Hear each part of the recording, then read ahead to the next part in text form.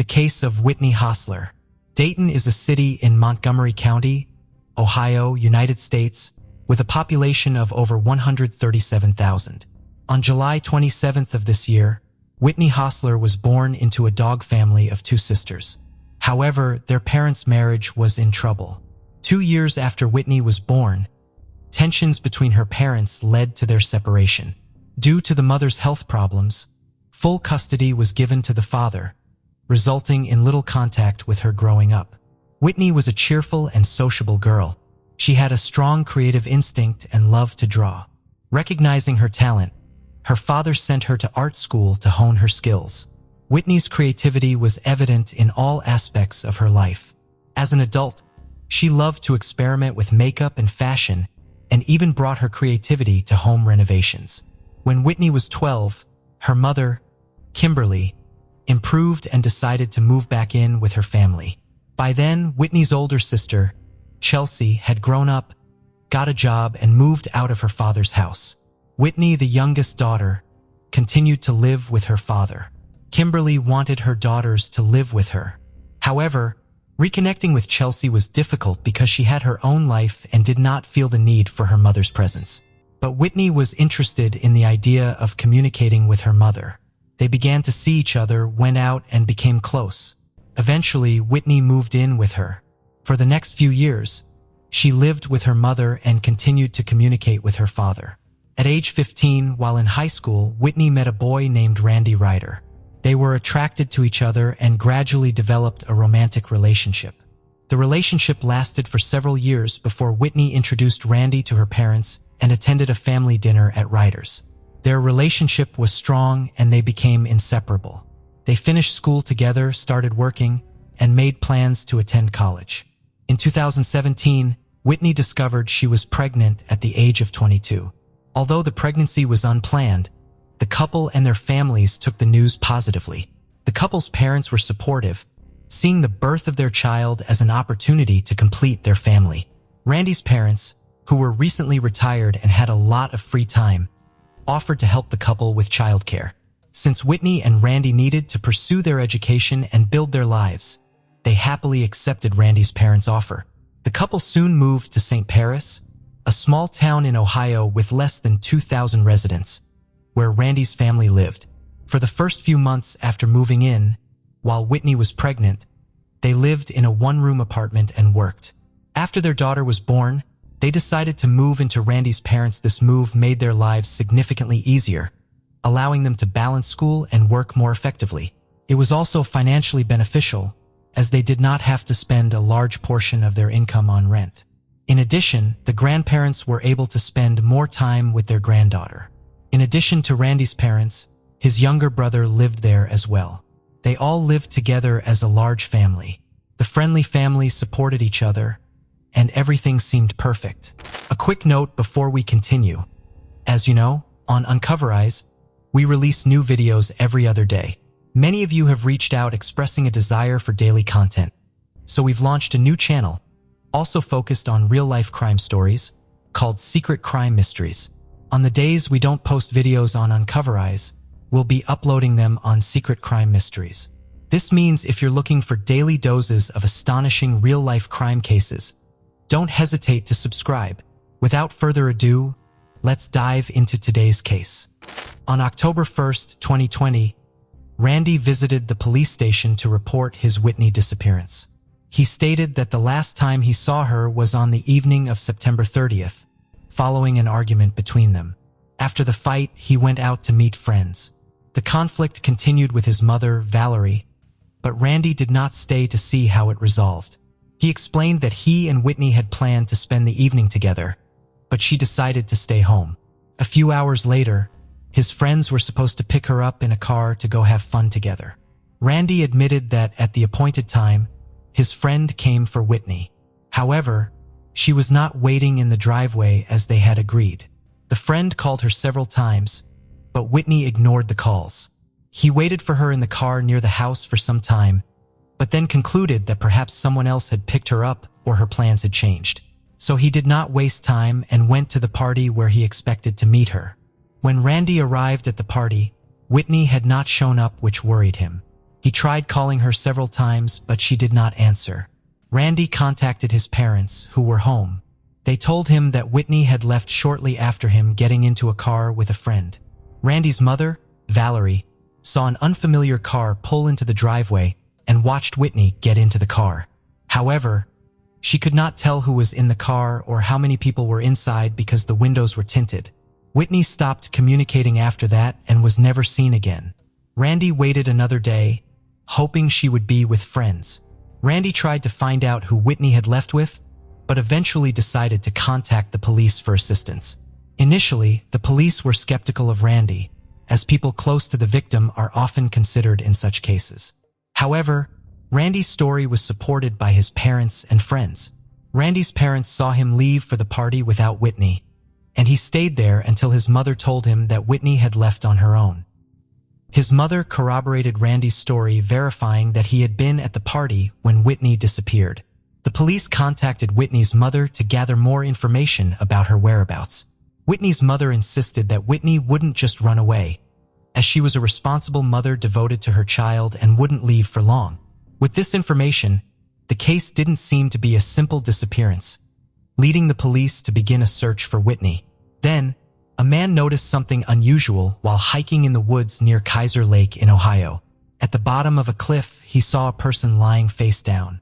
Thinking it might be a tourist who had fallen, he tried calling out to them but got no response. He decided not to risk climbing down the cliff and instead contacted emergency services. Emergency responders arrived quickly and used specialized equipment to descend the steep cliff. When they got to the victim, it was clear that she was dead. The victim was a young woman, and responders immediately noticed signs of strangulation on her neck and face. This ruled out a fall as a cause of death. Unfortunately, the victim had no identification on her. Police had to rely on her clothing and other identifying features, such as earrings, to try to identify her. The police reviewed recent missing person reports and quickly found a match. A forensic expert had identified the victim as Whitney. The forensic investigation confirmed that Whitney died from strangulation. Police began to investigate the circumstances surrounding her death. After examining the last hours of her life, they found that she had been in contact with her Randy, his father Rodney Sr., his mother Valerie, and younger brother Rodney Jr., who all lived in the same house. The police went to the Randy family's house but only found Randy's brother there. Rodney Jr. told them that his parents had taken their granddaughter and gone hunting. The police decided to talk to Rodney Jr. first. It was discovered that Rodney Jr. had been at work from early in the morning until late at night on the day Whitney went missing. This was confirmed by his coworkers and surveillance camera footage. When he returned home, Whitney had been dead for several hours, so Rodney Jr. was quickly eliminated as a suspect. Randy, he had been at a party during the time Whitney went missing and was not considered a suspect. However, many questions remained for Randy's parents.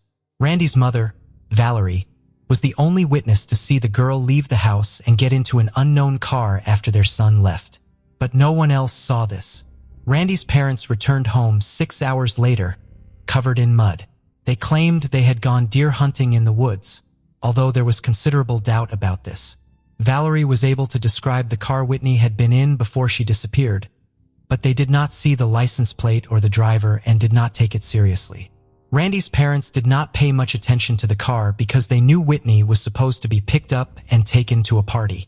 They assumed that her friends had picked her up when she calmly got into the car, suggesting that she knew the driver. Around 7 p.m., as darkness fell, the police left the Randy family home. They had not gathered any useful information from witnesses and decided to check the area of the street where Whitney had disappeared. Randy's parents reported seeing a suspicious dark burgundy car with tinted windows parked there. The car sat next to the family's white pickup truck until Whitney left the house and got into the car. Unfortunately, there were no surveillance cameras in the area. As the police passed the pickup, they accidentally noticed some suspicious items in its open bed. Inside, they found several black garbage bags with remnants of adhesive tape, along with women's gloves caked in mud. The collection of items did not resemble those typically used for hunting. The officers were aware that garbage bags and tape are often associated with covering up murders. The items appear to have been used to restrain someone and then quickly discarded. On the tape, police found several strands of hair stuck together, similar in color and length to Whitney's. There was also a large two-wheeled luggage cart that looked dirty, indicating it had been recently driven on a dirt road. Initially, police did not alert the cart's owner to their discovery. However, they began to suspect the family's involvement in Whitney's disappearance. The police calmly returned to the house and requested to inspect the Whitney room. They aimed to conduct a search and obtain her mobile phone and computer for analysis. Valerie permitted the police to enter. Police inspected the Whitney room and found the she-mobile phone, along with an almost empty roll of tape identical to the one found in the pickup truck. Hair was present on the tape. Officers reported this finding to the homeowners and requested an explanation. Randy's parents remained calm and began answering questions. They explained that Whitney had been cleaning her room and that her hair may have gotten caught in the tape while she was combing her hair. She had recently been sick, causing her hair to fall out, which everyone, including Randy, confirmed. Despite their confident statements, the police suspected that Valerie and her husband Randy were lying, and the explanation of hair falling out and getting stuck in the tape seemed implausible. The police did not notice any change in their behavior as they explained the evidence. However, after a while, Randy's father became very emotional. He was breathing heavily, could not sit still, and took a long time to answer each question the police asked. They found his behavior suspicious and decided to question him further at the police station. He was taken there and repeated the same story as his son. According to him, there had been a serious argument just before Whitney left for the party. The conflict began with Whitney and Randy arguing in their room. Randy's mother Valerie intervened when Whitney became angry, she claiming that she had evidence that Randy was cheating on her and was determined to break up with him. Not only did she intend to leave him, but she also intended to take her daughter back to her mother's house. During the argument, Valerie entered the room when she heard the commotion, trying to calm Whitney down. Meanwhile, Randy, upset about the situation, went to a party by himself. According to Valerie, after calming Whitney down, she left with her friends in an unknown car, leaving everyone uncertain about her whereabouts. Randy's father later confirmed that his son had been unfaithful and had a mistress. This came to light when the mistress reported that she was pregnant just days before Whitney went missing. Whitney believed that the child was her husband's and the mistress's, which caused her to leave him. The situation seemed suspicious, especially since Randy had withheld this information during the initial interrogation and his family had a motive for wanting to get rid of Whitney. Randy was also questioned by the police. He was asked why he had not mentioned the argument over the mistress. Randy said that he had not told the police right away because he thought it was irrelevant to the search for Whitney and did not want to incriminate himself. At the time, Whitney's death was unknown. However, the police believed that this fact, combined with the conflict with Randy's parents, sealed Whitney's fate. Randy confirmed his father's account, admitting that during the argument, he and Whitney were in his room on the second floor. Whitney initiated the argument, accusing him of cheating and declaring she would end their relationship and move out with her daughter.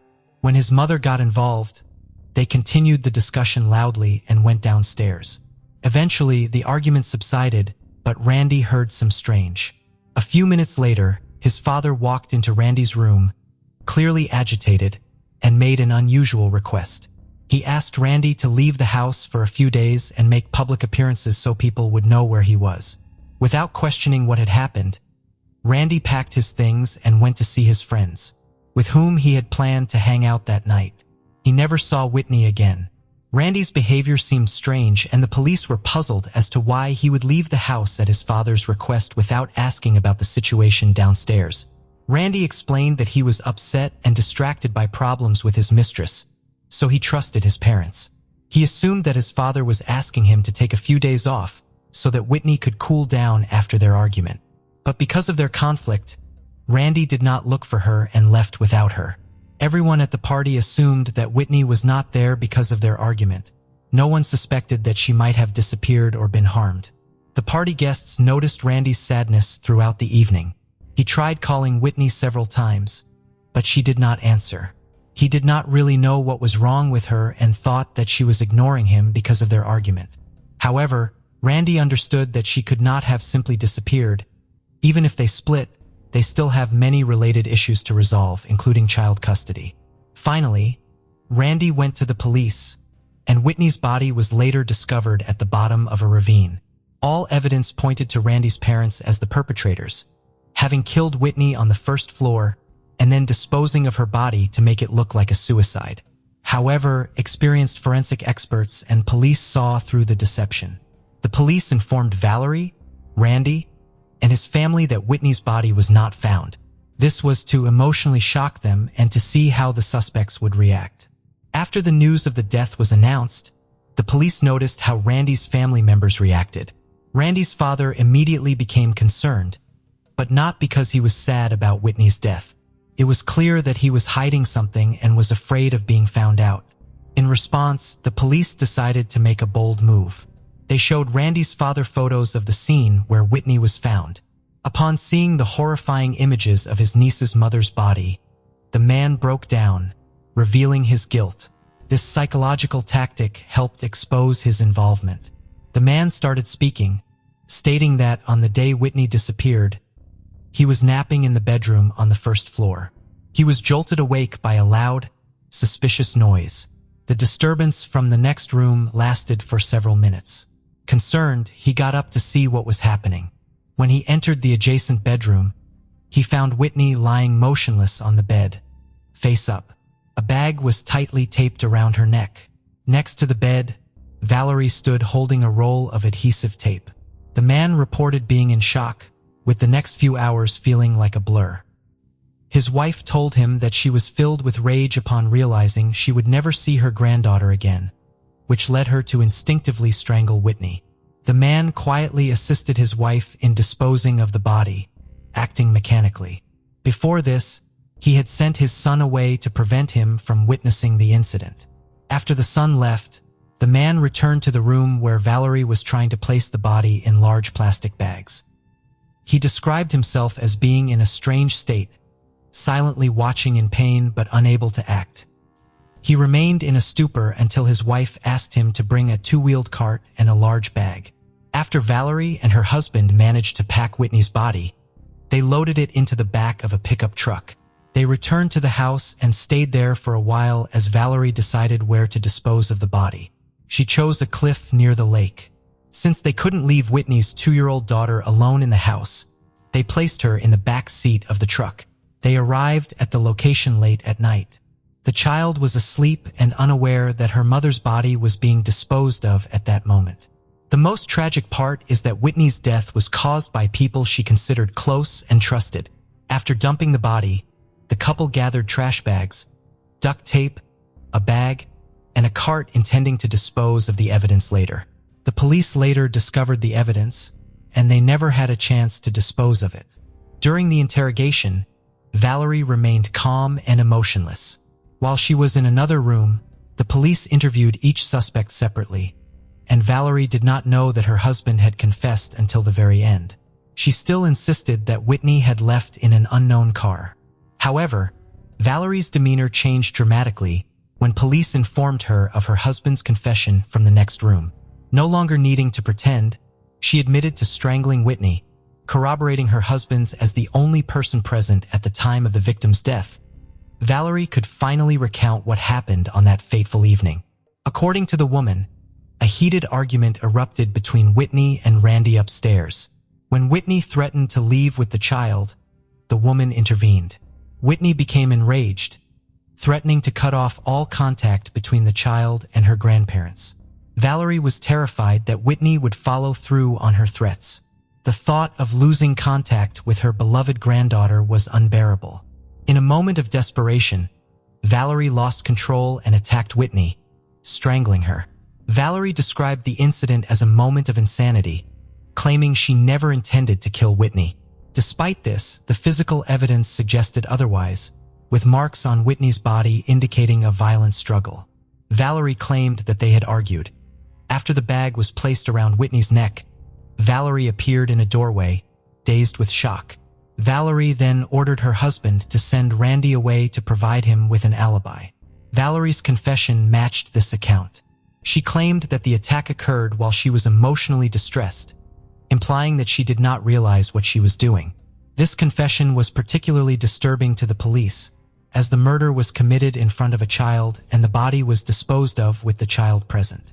Valerie and her husband were arrested, but Randy was not, due to lack of evidence against him. This caused public outrage, as neighbors and relatives of the deceased believed that Randy was involved in the crime. They suspected that Randy's parents had covered for him so that he could retain custody of the children and remain free. Suspicions grew because Randy had left the scene of the murder and had previously concealed information from the police. Additionally, his father had advised him to have an alibi, which further cast doubt on his innocence. People questioned whether a 52-year-old woman could have overpowered the young, healthy Whitney. Despite these suspicions, Randy denied all charges and passed a polygraph test, which resulted in him being cleared of all charges. In preparation for trial in December 2020, Randy's Rodney Sr. father pursued a plea deal. In exchange for his cooperation, he received a 3-year prison sentence and was released on March 28, 2023. Valerie Reiter's trial began in February 2021, where her defense attorneys proclaimed her innocence and argued that Whitney had been abducted and killed by someone else. They also implicated Randy's father, Rodney Sr., as the real culprit. However, the prosecution effectively countered these claims by introducing DNA evidence linking Valerie to the crime. Both her husband and son testified against her, leaving little hope for the defense. Ultimately, the jury found Valerie Reiter guilty of first-degree murder and tampering with evidence and sentenced her to life in prison. She will be eligible for parole in 21 years. In 2041, Jody Meyer's family described her as someone that loved life and lived it to the fullest. Always positive and smiling, 20-year-old Jody was a doting mother to her baby boy Elijah. Those that knew her said becoming a mom was the best thing that ever happened to her, and her son was her whole world. 2-year-old Elijah's father was 29-year-old Neil Archer. He and Jody were engaged and lived together in Mannum, South Australia. Just down the road from them live Neil's mother Margaret and her husband Lawrence. August 26, 2015.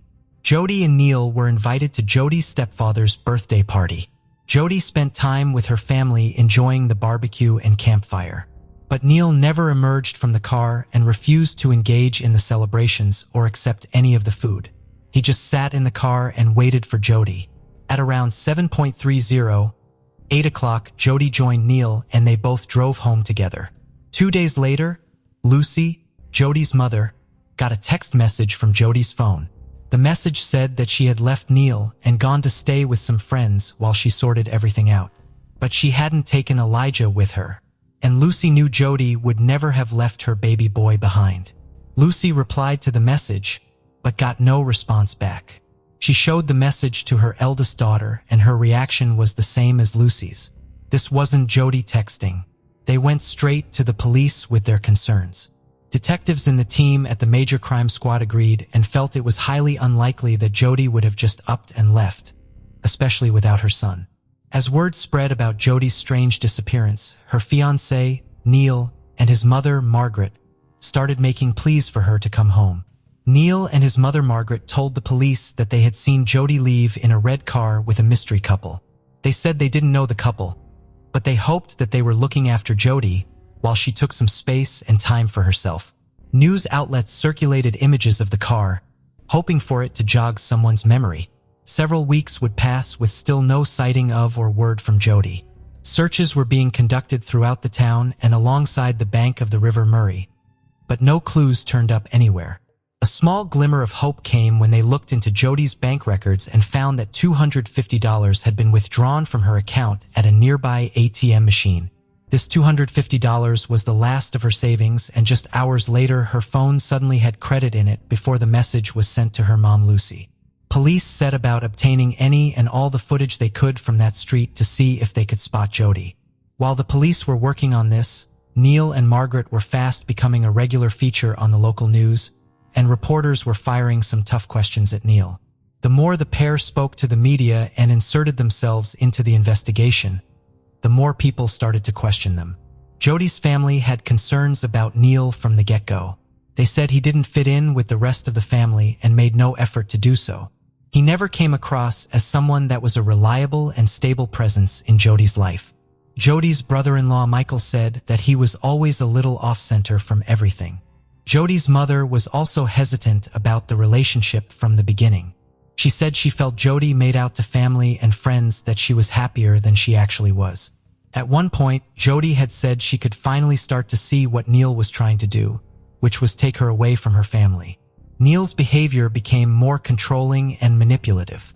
He always had to have access to her Facebook account and stopped her from going to see people without him. Neil had to know where Jody was and who she was with all the time.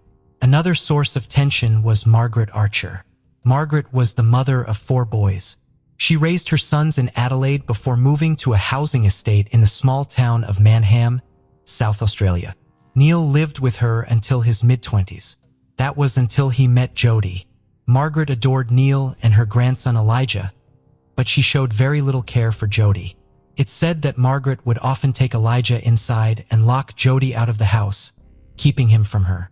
The relationship between Neil and Jody became more and more toxic, and by early 2015, Jody confided in her family that she wanted to leave him. Neil caught wind of this and blamed Jody's family for getting involved in the relationship. Jody's brother-in-law Michael told Neil if Jody wanted to leave, he had 2 choices: fight for her and try and work through it, or just walk away and let her live her life. Neil turned to him, emotionless, and said, "I will kill her." By mid-September, Neil Archer was officially named as a person of interest. Police now had reason to believe that Jody had been met with foul play and was likely deceased. Once the CCTV near the ATM machine had been processed, police could finally see exactly who it was withdrawing the money. Margaret Archer was seen withdrawing the $250. She was wearing a gray hoodie and dark trousers, while Neil, wearing a baseball cap, leant against the wall waiting for her and keeping an eye out down the street. Footage then picked up Neil and Margaret in Neil's green Ford, driving and then parking outside a news agency. Margaret entered the news agency and bought a $10 credit voucher for a phone. After she left the shop, she headed back to the car where she and Neil waited for 6 minutes. During this time, the text that raised the red flag was sent from Jody's phone to her mother. After the message was sent, the pair drove back. Just the day after Jody was last seen, CCTV footage showed Margaret at Bunnings warehouse buying over 600 kilograms of cement, paid for with the cash she had taken from Jody's bank account. Lawrence, Margaret's husband, had been away in Tasmania when Jody disappeared, and when he returned, he was surprised to see that the shed floor had been newly concreted. Neil said they had done it as a Father's Day gift for him. Lawrence knew this was out of character, and said that Neil just wasn't the kind of guy to do something like that for somebody else. Lawrence innocently revealed all of this to the police. With all of this evidence mounting up and the police slowly closing in, it wasn't long before Neil cracked under pressure. One day with Margaret out the house, Neil decided it was time to confide in his brother Aaron. In the laundry room of the house, Neil bluntly said, "I killed her," and then quickly went to leave. But his brother stopped him in his tracks and demanded to know why he had done it. Neil said he knew Jody was about to leave him and take Elijah too. Again, after admitting this, he hastily tried to walk away, but Aaron still had no intention of letting him leave. How, he asked him. Neil told him he had strangled Jody in their home before taking her body to his mother's house and burying her under the tool shed. Aaron said his eyes were black, like nothing there. It was scary. It scared the shit out of me. Insisted Neil turn himself in, but when he didn't, Aaron decided to do it for him. Before long, police were at Margaret Archer's property and Neil Archer was charged with murder. Jody Meyer's body was discovered in a shallow grave under the concrete slab Neil had laid. This was just meters from where the pair had been courting the media and begging for Jody's safe return. It was later confirmed that Jody had been strangled with the cord from one of Neil's hoodies. Margaret Archer was later charged with helping Neil cover up the crime. Neil Archer eventually pled guilty to the murder of 20-year-old Jody Myers, sparing her family the agony of sitting through a painful trial. Under state law, he faced a non-parole period of at least 20 years, but he believed he deserved a special parole term because he had pled guilty in the first place. This came after a separate murder case upheld a non-parole period of 15 years for special reasons. Neil was hoping for the same ruling, and the court heard he was actually eligible for a 30% discount. Despite this, he was sentenced to life in prison with a non-parole period of 20 years for the murder of Jody Myers. Justice Trish Kelly said applying the full discount would have been disproportionate to the seriousness of the offense, and would be so inappropriate that it would shock the public conscience. The following year, Margaret Archer also pled guilty in the district court to one count of assisting an offender. She was sentenced to 6.5 years with a minimum non-parole period of 4 years. However, her sentence was backdated to when she was taken into custody back in December 2015, which means she was eligible for parole in 2019. Despite the police and Jody's family's beliefs, Margaret still maintains she had nothing to do with the murder itself. Jody's son Elijah now lives with his grandmother Lucy. Elijah keeps a photo of Jody with him all the time so he can carry on sharing things with her. Lucy said that one Christmas Elijah got a bicycle. He took the photo of his mother out to show her his gift and then sat the photo on the table so she could watch him ride his new bike. The case of Matthew Patrick Matt Podolak. Matthew Patrick Matt Podolak, born June 10, 1975, in Ohio, USA, to Patricia Romano and Leonard Podak. In high school, Matthew was a member of the hockey team. After graduating, he enlisted in the U.S. Navy and later worked at Phoenix Industrial Finishing, a company owned by his uncle. Although this provided opportunities for advancement, but Matthew encountered difficulty to connect with his co-workers, who may have felt jealous of his privileged position. His sister, Chrissy Duca, attributed the tension was partly due to rumors of a possible promotion, which his colleagues believed he did not deserve. Outside of work, Matthew was an outdoors enthusiast who enjoyed activities such as boating, camping, and hunting. He also played softball and hockey during his free time. In 2003, Matthew met Holly McFeature, and they began dating shortly after, eventually they moving in together in Cleveland. The relationship marked a new chapter in Matthew's life. Friends said that he was eager to settle down and start a family. Matthew and Holly had 2 children together, Samantha and Josh, and also raised Holly's child from a previous relationship as part of their family. Matthew's mother, Patricia, said he loved Holly very much, and his feelings for her were sincere. Matthew's life underwent a drastic change when he transformed from a bachelor to a father of 3 in a short period. Initially, his relationship with Holly was filled with love and mutual understanding. However, by 2005, their romance had turned sour, becoming increasingly argumentative and strained. On multiple occasions, Matthew would leave home after a fight with Holly and spend the night with a friend. Friends, who had grown concerned about the relationship, advised Matthew to end things with Holly, citing her selfish behavior as a major red flag. Despite their warnings, Matthew refused to listen and continually returned to Holly. Furthermore, Matthew had taken out a life insurance policy that named Holly as the beneficiary. Despite the advice of friends to remove her from the policy, Matthew did not make any changes. During this time, Matthew's behavior was erratic, which ranged from extreme happiness to intense anger, upset, and fear. According to Matthew's best friend, Russell, he had become depressed during this time. However, he seemed overly optimistic about his future, particularly when it came to raising his 3 children, a prospect that filled him with both hope for the future. Russell advised Matthew to take precautions and remove the guns from their home due to the volatile situation they were in. After the hockey season ended in 2006, he started online gambling, which resulted in him losing a lot of money. His family and friends noticed that he was struggling with depression and advised him to see a doctor. He followed their advice and was prescribed antidepressants. By the spring of 2006, Matthew's health started to deteriorate. His condition worsened by Memorial Day weekend, causing Russell to become extremely concerned about Matthew's physical well-being. Around that time, Russell had asked he for help transferring a motor from one boat to another. However, he was no longer the strong person he once was, experiencing severe back pain and complaining of excessive sweating and a lack of strength. Russell urged Matthew to see a doctor and recommended Dr. Thomas Mandat. He scheduled an appointment with Dr. Mandat for July 26, 2006. On the day of the appointment, he called Russell to ask for directions to the doctor's office. During their conversation, Russell could hear Holly arguing with Matthew in the background. Matthew visited the doctor, complaining of back pain. After examining him, Dr. Mandat diagnosed he with kidney stones and prescribed medication to help pass the stones and alleviate the associated pain. In a phone call to his father on the afternoon of July 30th, Matthew shared his excitement about buying a new fishing rod for his daughter. He was looking forward to taking her fishing, hoping they could go together soon, along with his father. Matthew's anticipation for their upcoming family outing were evident in the conversation with his father. On the evening of the same day, Matthew attended a party with Russell. He found Matthew's health condition alarming. Matthew had gained significant weight, was sweating excessively, and struggled to walk. Matthew also complained of severe back pain.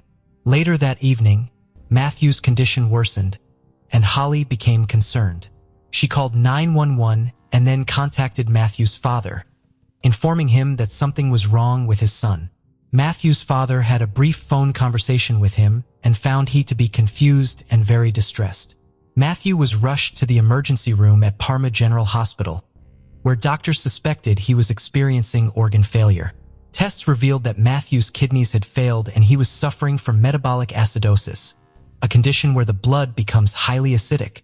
Dr. Mandat, an emergency room doctor, suspected that Matthew had ingested a toxic substance, such as methanol or antifreeze. When questioned, Holly denied the possibility that Matthew had swallowed antifreeze or medical alcohol, asserting that he had not consumed anything that could have caused harm. On July 31, 2006, Matthew passed away at the hospital due to kidney failure.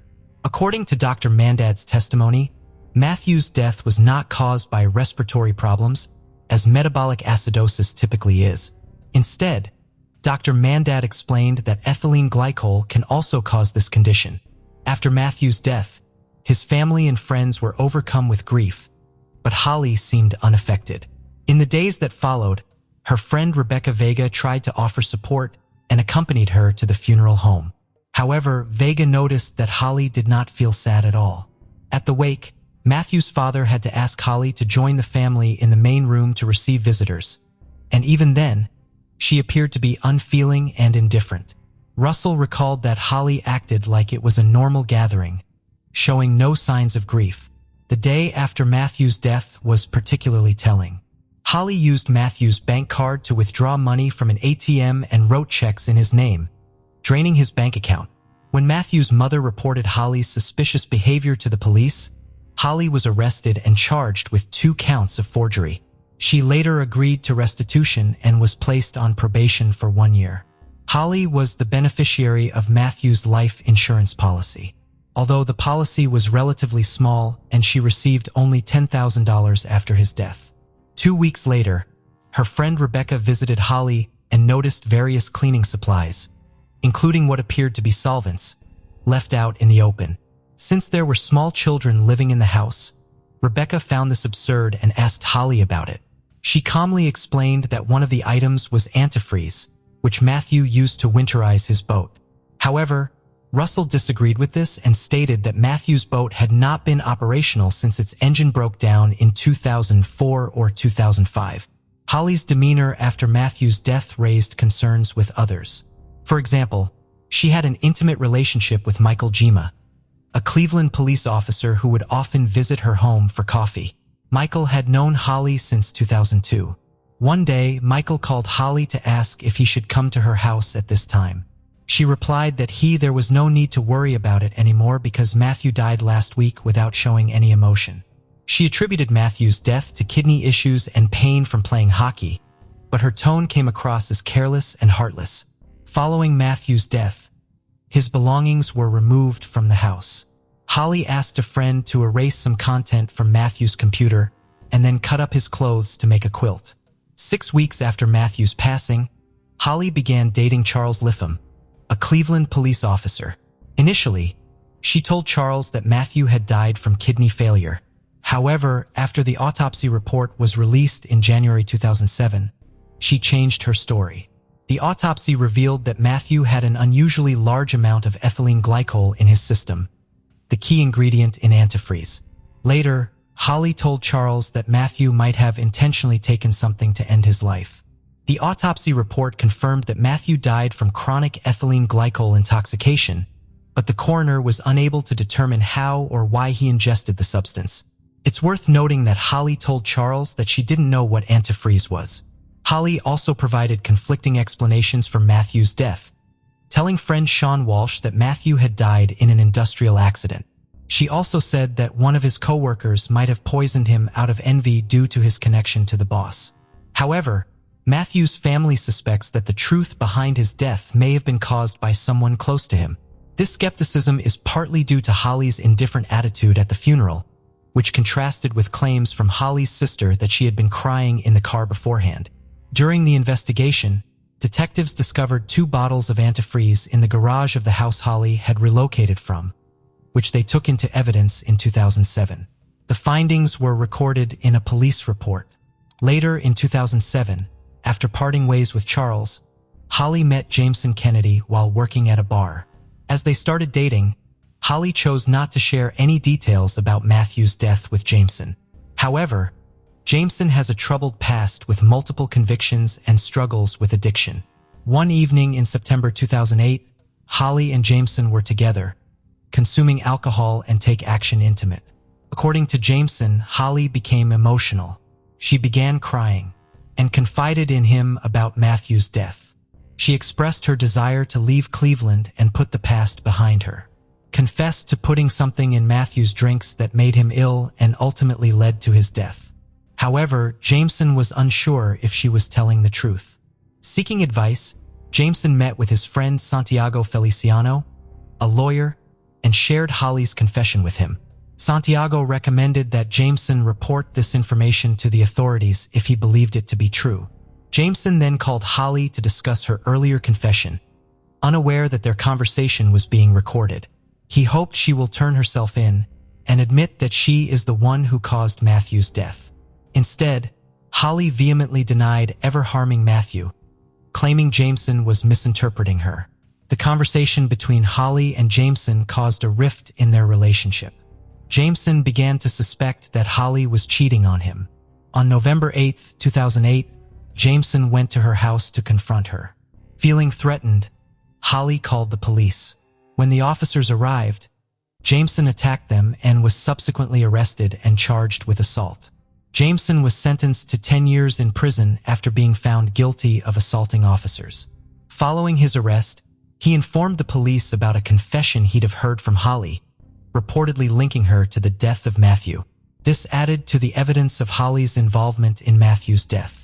The police initially investigated the death in 2007 after the autopsy report was released. But the case stalled for many years because they initially did not consider it an intentional act. Re-examine the case, it is essential to look at the autopsy report. Dr. Galita, an experienced forensic pathologist and medical examiner, conducted the autopsy. Then, Dr. Galita and County Coroner Dr. Elizabeth Balch released their autopsy report in January 2007. The report determined Matthew's death was caused by chronic ethylene glycol poisoning, although the circumstances surrounding it were unclear. When Matthew ingested ethylene glycol, it entered his bloodstream and was quickly broken down by his liver using an enzyme called alcohol dehydrogenase. This process converted the ethylene glycol into oxalate, which then combined with calcium to form sharp calcium oxalate crystals. A large number of these crystals accumulated in Pax's kidneys, causing a blockage that disrupted their function. According to Dr. Galita, the severe pain Matthew experienced in his side starting on May 20, 2006, was likely caused by the crystals in his kidneys. When Dr. Galita examined Matthew's kidneys, he found 2 significant things. In addition to kidney damage, there are signs that the kidneys are beginning to heal. Further examination revealed the emergence of the crystals in Matthew's heart and brain, as well as severe acute myocarditis. Myocarditis is an acute inflammation of the heart muscle. The doctor stated that Matthew's myocarditis could not have been caused by an ingestion of ethylene glycol. Instead, the inflammation would have taken at least 3 weeks to develop. He also ruled out a heart attack as the cause of death. In conclusion, Dr. Galita determined that Matthew's death was the result of long-term ethylene glycol poisoning. He believed a series of but acute toxicity episodes, occurring over at least a 3-month period, ultimately led to his death. Matthew often drank iced tea at work, particularly raspberry flavor. He usually brought it in a thermos or the container. A Matthew's friend, Michael Mao, testified that Holly frequently brought Matthew lunch at work. His meal often came with a half or whole gallon container of iced tea. The police found 2 bottles of antifreeze in the garage of Holly's former home in August 2007. The bottles, one a Peak brand and the other a Saturn brand, were discovered after she had moved out. 3 years after Matthew's autopsy results were released, an report amendment was made to the report in 2010. The revised report, signed by County Coroner Dr. Frank Miller, confirmed that Matthew died from poisoning by ethylene glycol, a toxin found in antifreeze, in long-term and deemed the death a homicide. 6 years after Matthew's death, the authorities decided it was time to arrest Holly. She was formally charged in July of that year, with the serious offense of depriving Matthew of his life. Holly's charges came as no surprise to Matthew's family. According to his older brother, Mark, they suspected Holly's involvement in his younger brother's death all along. Mark stated that Holly's behavior around the time of the death raised suspicions, saying she just wasn't acting like somebody who was losing a loved one. Authorities suspected that Holly had been secretly poisoning Matthew by adding antifreeze to his cold raspberry tea for several weeks or even months. In 2013, she went to court, pleading not guilty to the charges. However, there was no direct evidence, only indirect indications of her guilt. To prove their case, the prosecution called 15 witnesses to testify. These witnesses included Matthew's family and friends, Dr. Galita, who conducted the autopsy, Dr. Thomas Mandat, who was Matthew's doctor, and several police officers who investigated the case. Witnesses focused on several key points, including Holly's suspicious actions, a phone call Matthew made before visiting the doctor, and the fact that Matthew had not owned a functioning boat since 2004, which meant he had no use for antifreeze. Holly's defense team countered by stating that Matthew's family and friends had prejudged her as guilty and then pressured law enforcement to bring charges against her following Matthew's death. The prosecution's strongest testimony came from Dr. Galita, the medical examiner in charge of performing the autopsy. Dr. Galita provided a detailed explanation for his conclusion that Matthew was the victim of chronic poisoning over a period of 3 months. He arrived at this conclusion because on the emergence of crystals in Matthew's kidneys and myocarditis, a type of inflammation of the heart muscle that can be caused by exposure to ethylene glycol. After ruling out causes other of myocarditis, such as infection, Dr. Galita emphasized that Matthew's condition could not have been the result of a single short-term exposure to ethylene glycol. Dr. Galita also clarified why the initial autopsy report, completed in 2007, did not indicate that Matthew's death was intentional. He explained that, at the time, the coroner's office did not have enough information to make this determination, which led to the manner of death being listed as undetermined. However, after further investigation, the report was revised. The testimony of other witnesses supported Dr. Galita's findings. Matthew's friends reported that his health began to decline in the spring of 2006, which was confirmed by his diagnosis of kidney stones in July 2006. The friends also described a volatile relationship between Matthew and Holly, stating that Matthew seemed fearful and had removed his firearms from the home at the advice of a friend. Holly's lawyers claimed that their client was not involved in Matthew's death, suggesting instead that Matthew's depression led him to end his life. According to the defense, Matthew was struggling with losses from online gambling, work-related issues, and difficulties communicating with his child, ultimately leading him to deliberately ingest a lethal dose of antifreeze. The defense argued that Matthew died from a single dose of antifreeze rather than from prolonged exposure over several weeks or months. In support of this theory, they brought Dr. Robert Lux to testify in court, the coroner from El Paso County, Colorado. Dr. Lux testified that Matthew's death was a result of acute poisoning due to a single ingestion of ethylene glycol, indicating a possible suicidal intent. He disputed Dr. Galita's diagnosis of myocarditis and instead believed Matthew had suffered a heart attack. Furthermore, Dr. Lux explained that myocarditis can occur independently of ethylene glycol poisoning and that flank pain is not typically a symptom of ethylene glycol poisoning. He said that there was no connection between kidney stones and ethylene glycol poisoning, a relevant detail in the case. Several key witnesses testified during the trial. One notable witness was Jameson Kennedy, a felon who had been serving a 10-year sentence for assaulting police officers. Jameson claimed that Holly had confessed to him that she had mixed something into Matthew's drinks. However, Holly denied ever making such a statement. Holly argued that Jameson's testimony was motivated by a desire for leniency in his own case or revenge against her. After 3 days of deliberation, the jury delivered a guilty verdict on all counts. On August 28, 2013, the court sentenced Holly McFeature to life in prison with the possibility of parole after 30 years. This next case will take us to the Bronx, a borough of New York that is often regarded as the birthplace of hip-hop music. It is also home to the famous Yankee Stadium and the largest urban zoo in the United States. On the flip side, the Bronx is plagued by gang-related violence. Jasmine grew up in Long Island, and according to her family, she was a very friendly individual who enjoyed having fun. She was a phenomenal singer, a professional singer. Jasmine's younger sister, Shauna Porter White, told the media. She was very outgoing, and she trusted a lot of people. Everyone was her friend. I told her everyone's not your friend, she added. By 1996, Jasmine Porter was 36 years old and a mother to a 4-year-old boy called Jeremy. She lived a peaceful life with her son in an apartment on Davidson Avenue in the Bronx. We never thought she would become a mom. Jasmine's brother Derek Porter said, "She liked to have fun. She enjoyed life. When she did get pregnant and finally had the baby, she was a great mom." According to Derek, Jasmine was studying and had dreams of one day landing an administrative job with her degree. However, Jasmine would not live long enough to see that dream fulfilled. On February 5, 1996, authorities responded to a call from Jasmine's neighbors. They were concerned that they hadn't seen her or Jeremy for some days. When neighbors didn't see him go to school that Monday, they realized something was wrong and called the police, Derek said. When authorities arrived at Jasmine's apartment, they opened the door and found her dead in the front bedroom with Jeremy beside her. Jasmine had been dead for about 2 days when her body was found. All the while, her son had stayed beside her. It was a horrible scene to behold. He locked himself in the apartment with her, tried to clean her nose, wiped the blood off her nose, Derek recalled.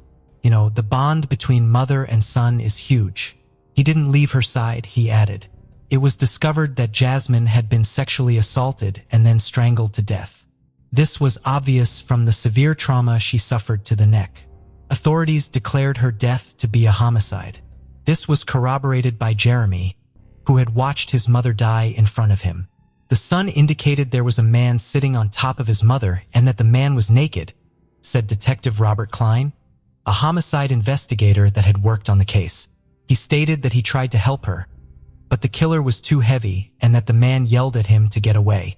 Derek also spoke about what Jeremy had told him after his mother was killed. "I picked him up and he talked to me. The person actually was going to strangle him, and he didn't." Also, at the time of Jasmine's death, she had been 6 months pregnant. Her death was a tragic loss to her family and friends, and authorities made it a priority to hunt down her killer.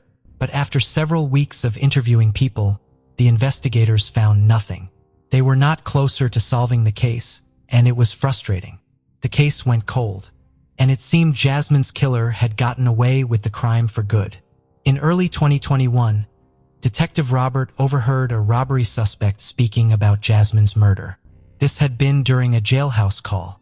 It's unclear what the suspect had said precisely, but it was enough to spur Robert into reopening the cold case.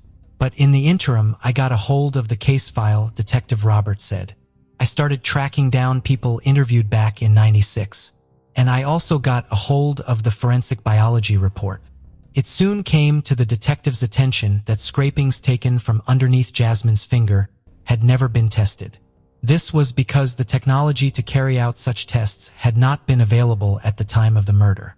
Detective Robert soon submitted the scrapings for analysis and patiently waited for the result. I knew there was a high probability that there would be the suspect's DNA under those nails, Detective Robert said. The first step was to obviously find that evidence, which can sometimes be tricky, but in my efforts to reach out to the office of the chief medical examiner and the people over there, they actually were able to find it. Took a while, but they found it. The DNA evidence led authorities to a man named Gregory Fleetwood. Gregory was a man with a criminal record. He had been convicted of strangling a woman to death back in 1987, and just like Jasmine, the woman had also been pregnant. For the crime, Gregory was found guilty and imprisoned. However, he served only 7 years in prison and was released in August 1994. The reason for his early release was that the murder charge had been reduced to a lighter charge of manslaughter. It was a shock that he murdered Jasmine barely 2 years after his release.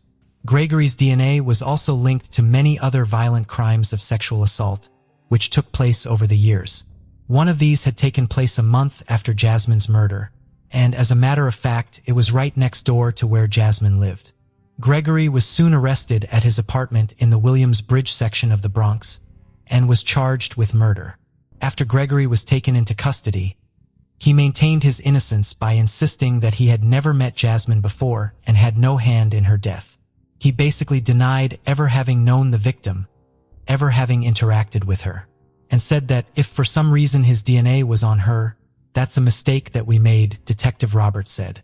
The detective soon shared news of the arrest with Jasmine's family. When I called Miss Porter White and informed her, it was very emotional for her, Detective Robert said. When we got the call, it was amazing that she wasn't forgotten. It's good work. The police department doesn't always get their dues, Derek said. Derek also spoke highly of Detective Robert, praising him for his role in the case. That detective, I have tears in my eyes when I think of Detective Klein. What he did for our family, he treated Jasmine like she was his own sister. Sadly, Jasmine's mother and younger brother Jason had passed away by this time and were not around to witness the breakthrough in the case. I can't think of anything that's more gratifying than taking a case that's sort of lying dormant for so long. Justice is at least on its way to being served. It's sort of the pinnacle of my police career, Detective Robert said. As for Gregory, who is now 66 years old, he could face 25 years to life imprisonment if found guilty of Jasmine's murder. In 1980, 20-year-old Robin Brooks lived in an apartment on Tally Ho Drive in the beautiful city of Sacramento. Sacramento is a city with a rich history. It has so many nicknames, including the City of Trees.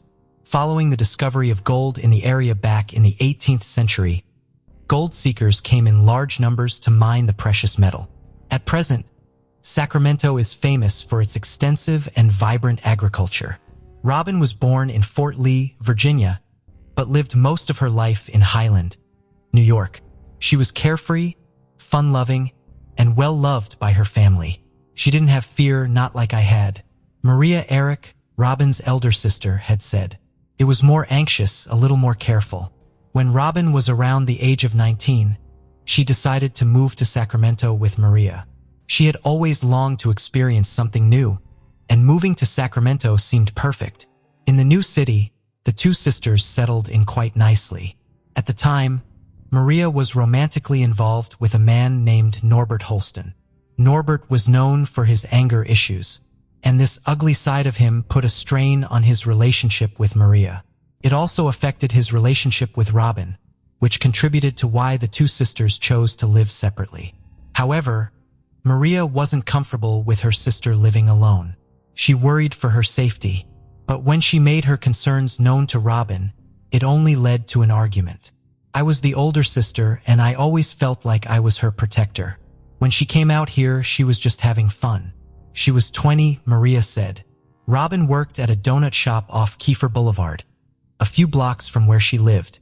Since she had no car, it became routine for her to walk all the way to work and back to her apartment at the end of her shift. Life in Sacramento seemed good, and Robin was enjoying every moment of it, but it wouldn't be for long. On April 24, 1980, she worked late until around midnight. There was nothing unusual about this since her shift ended around that time. Robin couldn't wait to leave work and go home. Joan Olson, a co-worker at the donut shop, had later said she was joking about having to go home and make her bed before she could crawl into it. She had stripped the bed and done the laundry before she came to work, and she was joking about how it wasn't fair to have to make a bed at bedtime. Joan had added, as soon as Robin left for work, she made her way to her apartment. That would be the last time she was seen alive by anyone. Robin had a swim date planned with a couple of friends the next day. However, she did not show up for it. Her absence did not go unnoticed. Her shift at the donut shop was slated to begin at 4 p.m., but Robin did not turn up for work. This was quite strange, and her absence worried her coworkers. When she didn't show up, some of them walked over to her apartment to find out what was wrong. On getting there, they discovered that Robin's door was locked. They banged on the door several times and called her name but got no response. Several worrying thoughts began to race through their minds. Had she left town without informing anybody? Was she asleep inside the house? They knew they had to find their way into the apartment to really know if she was inside or not. With the help of the house manager, they soon forced the front door open and stepped into a very silent house. Fearing the worst, they proceeded to the bedroom, and what they saw was too much to take in. Robin Brooks' lifeless body was right in the middle of a punctured waterbed. She had been bound and stabbed to death. It was an unsettling sight. Robin's coworkers wasted no time in letting the police know what had happened. And in a matter of minutes, detectives from the Sacramento Sheriff's Department arrived on the scene. An autopsy revealed that Robin had been sexually assaulted before she was stabbed 5 times. One of the knife blows had pierced her heart. Her killer's DNA was also found in her body. In addition to this, blood was found smeared on the wall of her apartment that was not Robin's. This made authorities infer that the killer had accidentally cut himself while assaulting Robin. Fingerprints belonging to an unidentified individual believed to be the killer were also found on the windowsill of Robin's apartment. This made detectives infer that whoever killed Robin had gotten in through the window. At the time, it seemed this evidence would be enough to quickly bring the killer to justice, but that was not the case. Authorities were handicapped by one major challenge. The technology available was not efficient enough to aid them in their investigative work. Due to this, several months and years went by without any progress being made in the case. Robin's killer continued to remain at large. Maria was hit hard by her sister's death. For a long time, she blamed herself for not being there for Robin. She was constantly depressed, and over time, she found solace in alcohol. This habit made her spiral downward, and a long battle with alcohol addiction began. In 2004, almost 24 years after Robin's brutal murder, a big break was made in the case. With advanced forensic technology, investigators were able to create a DNA profile of the killer from his blood. This new development gave investigators something more tangible to work with, and they hoped the killer would be caught in time. Several individuals believed to be the suspect's possible relatives were tested, but this yielded no result. Investigators were left even more frustrated than before. Detective Mickey Lynx, who had come out of retirement to dedicate her time to the case, had said in an interview, "It's very frustrating because we have our suspect, we have his DNA, and it's a full profile. We know who he is, we just need his name. We need to find who he is." In 2017, the case took an interesting turn. Investigators were able to get an idea of what the killer possibly looked like. This was made possible by a forensic method called DNA phenotyping. The method involves predicting the physical appearance of an unknown individual by using DNA extracted from semen, blood, or other bodily fluid. Physical features such as hair color, height, skin color, and a whole lot more can be determined using this process. In Robin's killer's case, authorities were able to create 2 composite sketches. One was of what he would look like at age 25, and the other was of what he would look like at age 56. These 2 profiles were released to the public with the hopes that someone would recognize the killer and come forward with vital information. But authorities were disappointed. Nothing came out of it. The only information authorities got was from an unnamed individual. This information was a different account of what they had initially believed happened on the day of Robin's murder. According to the informant, Robin had not gone home after leaving work. "We believe she was at a party that same evening with Hiram Johnson High School students," Sergeant Paul Belly, who worked on this case, said. This party had taken place at Roseport Way, and after the party, Robin had left for home. While all these revelations were coming to light and the investigation was ongoing, Maria had also gotten her life together. She overcame her alcohol addiction and decided that it was best she lived a life that honored her sister's memory. In 2020, investigators used a DNA search technique called genetic genealogy that helped them get closer to the truth. Genetic genealogy can be used to explore family trees by cross-referencing the DNA profile of an unknown person with that of other people in a public database. This method is very efficient and has been used to bring many elusive criminals to justice. With this method, investigators were able to connect the dots and find Robin's killer. A lab criminalist called Lynx's office line to inform her about the significant discovery, but Lynx couldn't be reached. When Lynx finally called back, the words she was told were, "You found your guy." I literally hung up the phone and I jumped up and down and I was clapping my hands and I ran around the office to tell everybody, Lynx said. She informed Maria, who was also overjoyed by the news. "I was always so afraid he wouldn't be alive. What's a miracle is that DNA. It gives a lot of hope for other people. I never gave up," Maria said. The individual investigators discovered to be Robin's killer was a man by the name of Philip Lee Wilson. Wilson had continued living in Sacramento since the murder. He had been right under the nose of the authorities all the while, but they had no idea. On April 23, 2020, Wilson was arrested at the age of 71 in connection with the 40-year-old murder. He was held without bail and charged with 1 count of murder.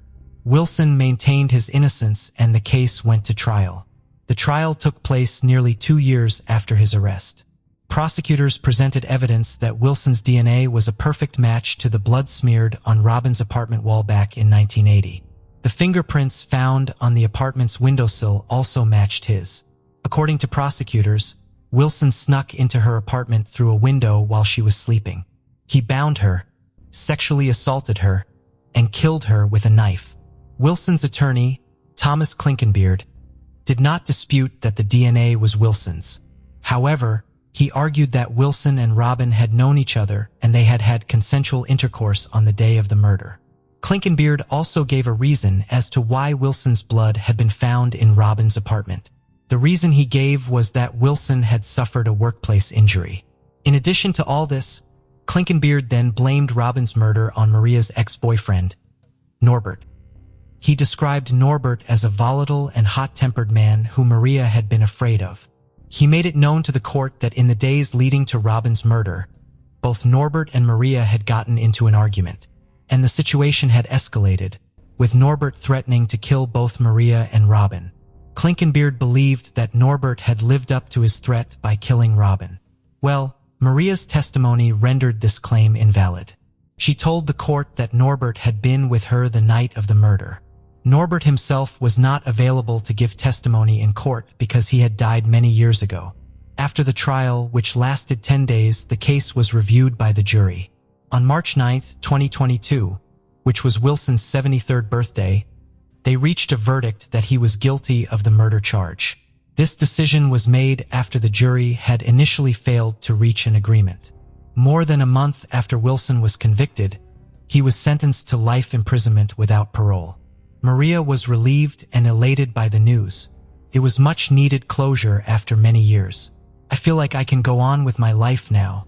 I think the case absorbed a piece of who I was," Maria said. Lynx was also one of the people happy with the outcome of the case. "There is justice in the world, and he will spend all his birthdays now in prison," Lynx had said. "I wish we found him earlier, but finally justice has been done," she added. Sexual violence is a major societal and health problem that continues to be on the increase globally. The lives of many men and women have been drastically affected and scarred by one ugly encounter or the other. Some don't even live to tell the tale, just like the 3 victims of today's video. What are your views on sexual violence? Do you think additional measures should be implemented to reduce or eliminate this problem? In 1980, two unrelated women, Sandra DeFelice and Robin Brooks, were sexually assaulted and murdered just months apart. Then, in 1996, another woman, Jasmine Porter, met a similar fate. These three cases turned cold and remained unsolved for many years. Las Vegas is the most populous city in Nevada. What many don't know is that it was initially a small town founded in 1905. With time, it experienced a population explosion and rapid growth and development in various sectors. Today, the city is famous for its nightlife, casinos, and many points of interest, which attract tourists from all over the world. Sandra was originally from the capital city of Idaho, Boise. However, she eventually moved out of Boise with her childhood friend to Las Vegas. In Las Vegas, Sandra and her friend decided that it was best they stay together as roommates. The house they lived in was a short distance from a local park, as well as the Las Vegas Metropolitan Police Department's downtown command center. This proximity to a police station offered some comfort and a sense of security to the two friends. There was another inhabitant in the house occupied by Sandra and her friend. This was Sandra's 3-year-old daughter, who she had with her boyfriend. To make ends meet in the new city, Sandra took up a job as a waitress at a popular restaurant called Sambo's Restaurant. Life seemed to be moving at a good pace for the 25-year-old mother, but things would soon take a different and very dark turn. Sandra had no idea that her life would come to an abrupt end on December 26, 1980. Post-Christmas festivity was still in the air, and no one living within the East Las Vegas neighborhood where Sandra resided would have expected a tragedy to occur. Around 9 p.m. on December 26th, Sandra's boyfriend decided to pay her a visit. On arriving at the house, he noticed that it was unusually quiet. Not knowing what to expect, he went straight to Sandra's room and was shocked to his core by the sight that greeted him.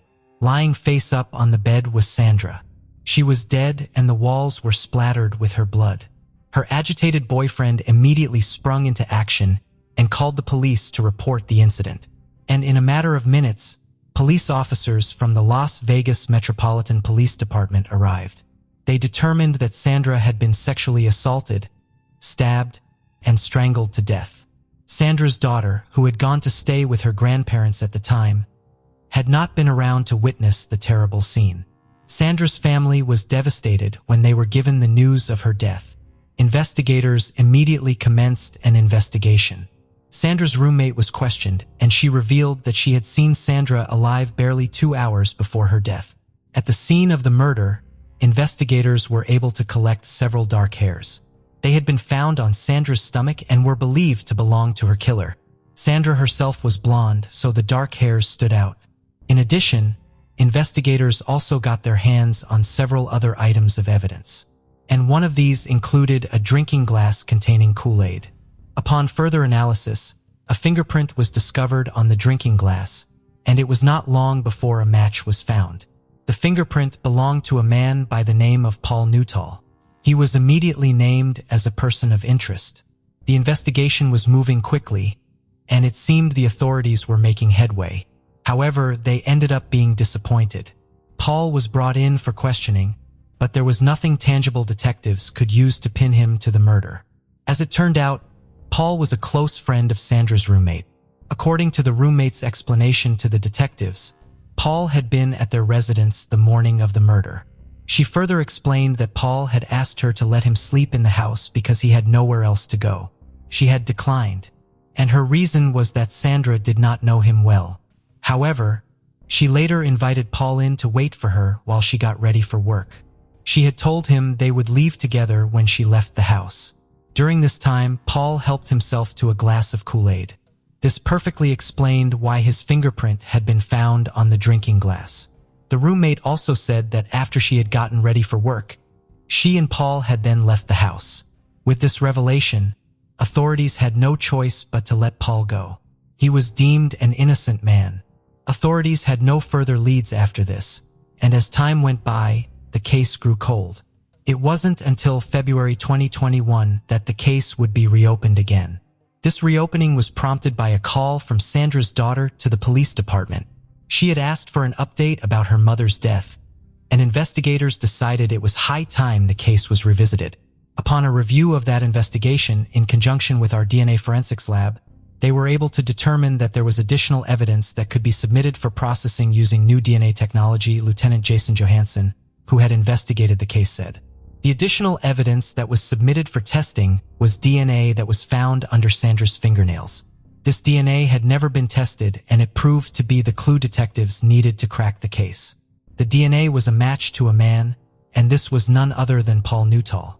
From the beginning, detectives had had their suspicions about him, but there was nothing they could do since the technology was limited at the time of Sandra's murder. And now, with the strong evidence, authorities knew they finally had him cornered. Paul was eventually arrested on October 27, 2022, at his home in Northwest Valley, Las Vegas. After Paul Newtall was taken into custody, my cold case investigators had the pleasure of making the one phone call that every cold case detective wants to make. Lieutenant Jason said during a news conference after Paul's arrest, "I am hopeful that in some way, shape, or form, this provides some sort of closure for the family," he added. Paul, who is currently 64 years of age, was slammed with charges including murder, sexual assault with the use of a deadly weapon, and burglary while in possession of a deadly weapon. A look at Paul's criminal history revealed that he had not been involved in any other violent crime. However, he had been arrested in the past for felony and drug possession. At the moment, it's still unclear what fate awaits him since his court case is still ongoing. There is also a concern that Paul might have impaired thinking and reasoning ability. Authorities believe that this might hinder him from understanding the charges against him. Due to this, he is being made to undergo a mental health evaluation. Case of Michelle Young. Jason Young was born in 1974 in Brevard, North Carolina. Jason grew up in a typical family. After completing high school, he attended the prestigious State University in Raleigh, the state capital. Following graduation, he secured a job as a salesman at a large retail chain. Jason proved to be a valuable and reliable employee, but his friends described him as inconsistent and unpredictable in his relationships. With women, he had a reputation for being a womanizer, often changing partners. Michelle Young was born in February 1977 in New York. She was raised in a close-knit family with her younger sister, Meredith, and their devoted mother, Linda. Linda played a significant role in Michelle's early life, nurturing her passions and talents from a young age. Michelle's interests in law and economics were evident from her school days, and she dreamed of pursuing a career in this field. Michelle's academic journey led her to apply to several universities after high school, eventually gaining acceptance into a top university in North Carolina. There, she pursued her master's degree in economics. After completing her education, secured a prestigious job at a leading accounting firm in the state, rapidly establishing herself as a skilled professional. She achieved financial stability, was able to support herself fully. A chance encounter at a bar on Michelle's birthday, when Jason accidentally spilled a cocktail on her, he immediately apologized and offered to buy her another. This kind and thoughtful act caught Michelle's attention and they began chatting. As they talked, they discovered that they had a lot in common. They both went to the same college, although Jason graduated 3 years earlier. Their casual conversation quickly turned into a romantic relationship and they began dating. Although they had deep feelings for each other, they had no plans to get married or move in together. At the time, Jason still lived with his parents in Brevard, while Michelle lived in Raleigh. They would see each other on weekends or during Jason's business trips to Raleigh. During one of their meetings, Michelle dropped a bombshell. She was pregnant. This news came as a shock to both of them, as they were not yet ready to become parents. Jason and Michelle were young and focused on their careers, with no immediate plans to start a family. However, when Michelle became pregnant, she decided to keep the baby after some initial hesitation. Jason took a month to come to terms with the situation and then relocated to be closer to Michelle. After a few months, they got married, but it wasn't due to love or the pregnancy. Instead, it was because Michelle lacked health insurance and the cost of childbirth would have been prohibitively expensive. Marriage provided a solution to this financial burden. Their daughter, Cassidy Elizabeth, was born in the spring of 2004. Michelle threw herself into domestic life and family responsibilities with the help of her mother and younger sister. Although Michelle's family was wary of Jason, they tried to avoid conflicts and accepted him as part of their family. Later that year, the young family moved into a large house in a quiet neighborhood. Michelle's mother, Linda, came to visit to help with housework and noticed a tense atmosphere in the home. Jason had a bad temper and often started arguments. Michelle tried to downplay these incidents and appear cheerful. However, she confirmed with her mother the true state of their relationship, which seemed ominous. When Cassidy was just 2 years old, Michelle found out she was pregnant again. She was nervous about sharing the news with her husband, but he took it calmly and even seemed happy. The family decided to visit Jason's parents in Brevard to share the news in person. They spent the weekend celebrating with relatives, and on Monday they left Cassidy with the grandparents for a few hours and went out to dinner to celebrate the event. As they were driving home, Jason, who was driving, overturned and the car went off the road into a ravine. They were left very frightened with a few scrapes and bruises, but their lives were not in danger. However, Michelle had suffered a miscarriage, so Michelle was very worried. Jason was surprisingly calm about the accident. Before the accident, during a business trip, Jason met an old college friend, Michelle Money. She had the same name as Jason's wife, Michelle. Jason told his wife about it. They decided to invite Michelle Money to visit their home, and she agreed. During her visit, Michelle Money began to complain about her unhappy family life. At the same time, Michelle Money kept complimenting Jason and telling his wife that she was lucky to be pregnant. Michelle was not worried about Michelle Money's behavior, but she genuinely wanted to comfort her friend. Jason and Michelle Money began calling each other every day and secretly meeting each other. Jason always justified his absence with business trips, and his wife could not guess anything. Things got complicated in the summer of 2006 when Michelle found out she was pregnant. Unlike her previous pregnancies, Jason's reaction was unhappy and cold. Michelle attributed his sadness to her previous miscarriage, still not knowing the real reason for his cold behavior. In November, with Michelle 5 months pregnant, Jason embarked on a 300-mile business trip. Michelle, who was pregnant, had a lengthy phone conversation with her best friend, discussing family problems and a heated argument she had with her husband the previous night. After the call, her husband left. Jason embarked on a 300-mile business trip. Around 10 p.m., Jason arrived at a hotel, claiming fatigue from his journey. However, instead of resting, he began to carefully examine the hotel's entrances, exits, and security cameras, planning a way to leave and return undetected. He was creating a solid alibi for a crime he intended to commit. Early the next morning, Jason calls Meredith and asks for her help. He tells her that he wants to surprise his wife with a piece of jewelry for their anniversary, but accidentally sent the order confirmation to their home fax machine. Jason is worried that Michelle will see the gift and ruin the surprise. Even though Meredith doesn't like Jason, she agrees to help him. Meredith arrived at her sister's house, using a secret door in the garage that only family members knew about and that was always left unlocked. The house was unusually quiet, but Michelle's keys, wallet, and important papers were still in the hallway, suggesting she hadn't left the premises. When Meredith went upstairs, she found the bedroom door wide open, but neither Michelle nor her daughter responded to her calls. When she entered the room, Meredith was met with a horrific scene. Michelle lay on the floor by the bed, her skull fractured and her body surrounded by a large pool of blood. The walls, furniture, and floor were all stained with blood, and tiny footprints were visible next to the body. Sadly, Michelle had been dead for hours. As Meredith rushed to call 911, she heard a faint noise coming from under the bed. When she looked back, she saw Michelle's young daughter, Cassidy, looking at her with a confused expression. Cassidy was unharmed. The little girl had witnessed her mother's brutal death and had spent many hours by her side. A forensic examination of Michelle's body later revealed a series of bruises, abrasions, and broken bones. Her teeth had been broken, and her skull had been fractured by a heavy object. A bloody pillow was found next to her body, with marks suggesting she had been suffocated by the pillow.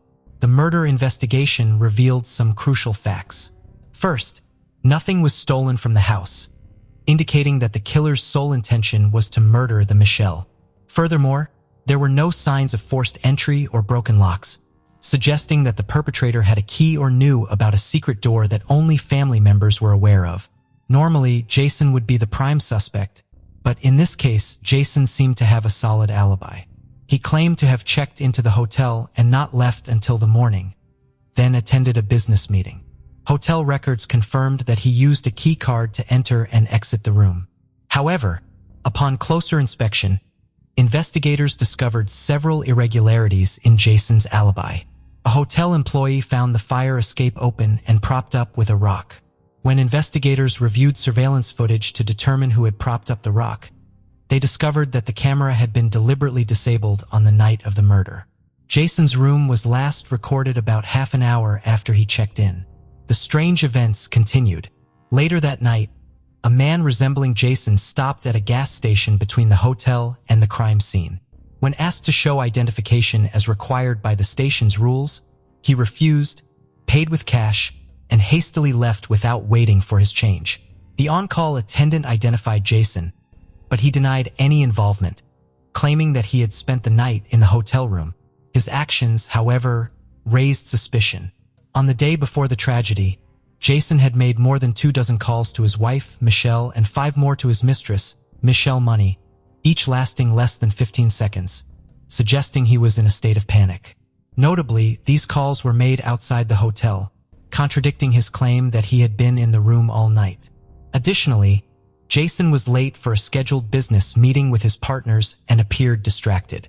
While these incidents were suspicious, they did not prove his guilt, so Jason was able to maintain his normal life for nearly 3 years. He even won custody of his young daughter, which was a huge blow to Michelle's family. Jason's case was reopened in 2012 with new evidence. Witnesses reported seeing his distinctive white car near his home on the night of the murders. A child psychologist testified about Jason's daughter, reenacting a disturbing scene with her doll, and Jason's former mistress, Michelle Money, revealed Jason's mood swings and violent outbursts, and that he had confided in her about his marital woes. Testimony helped convict Jason of brutally assaulting his pregnant wife, and he was sentenced to life in prison without parole. As a result of Jason's actions, his daughter, Cassidy, was left without parents. Her mother was murdered, and her father is in prison for the crime. Cassidy is now being cared for by her aunt and maternal grandparents. The 4 young women all had similar profiles and all worked as sex workers at the time of their murders.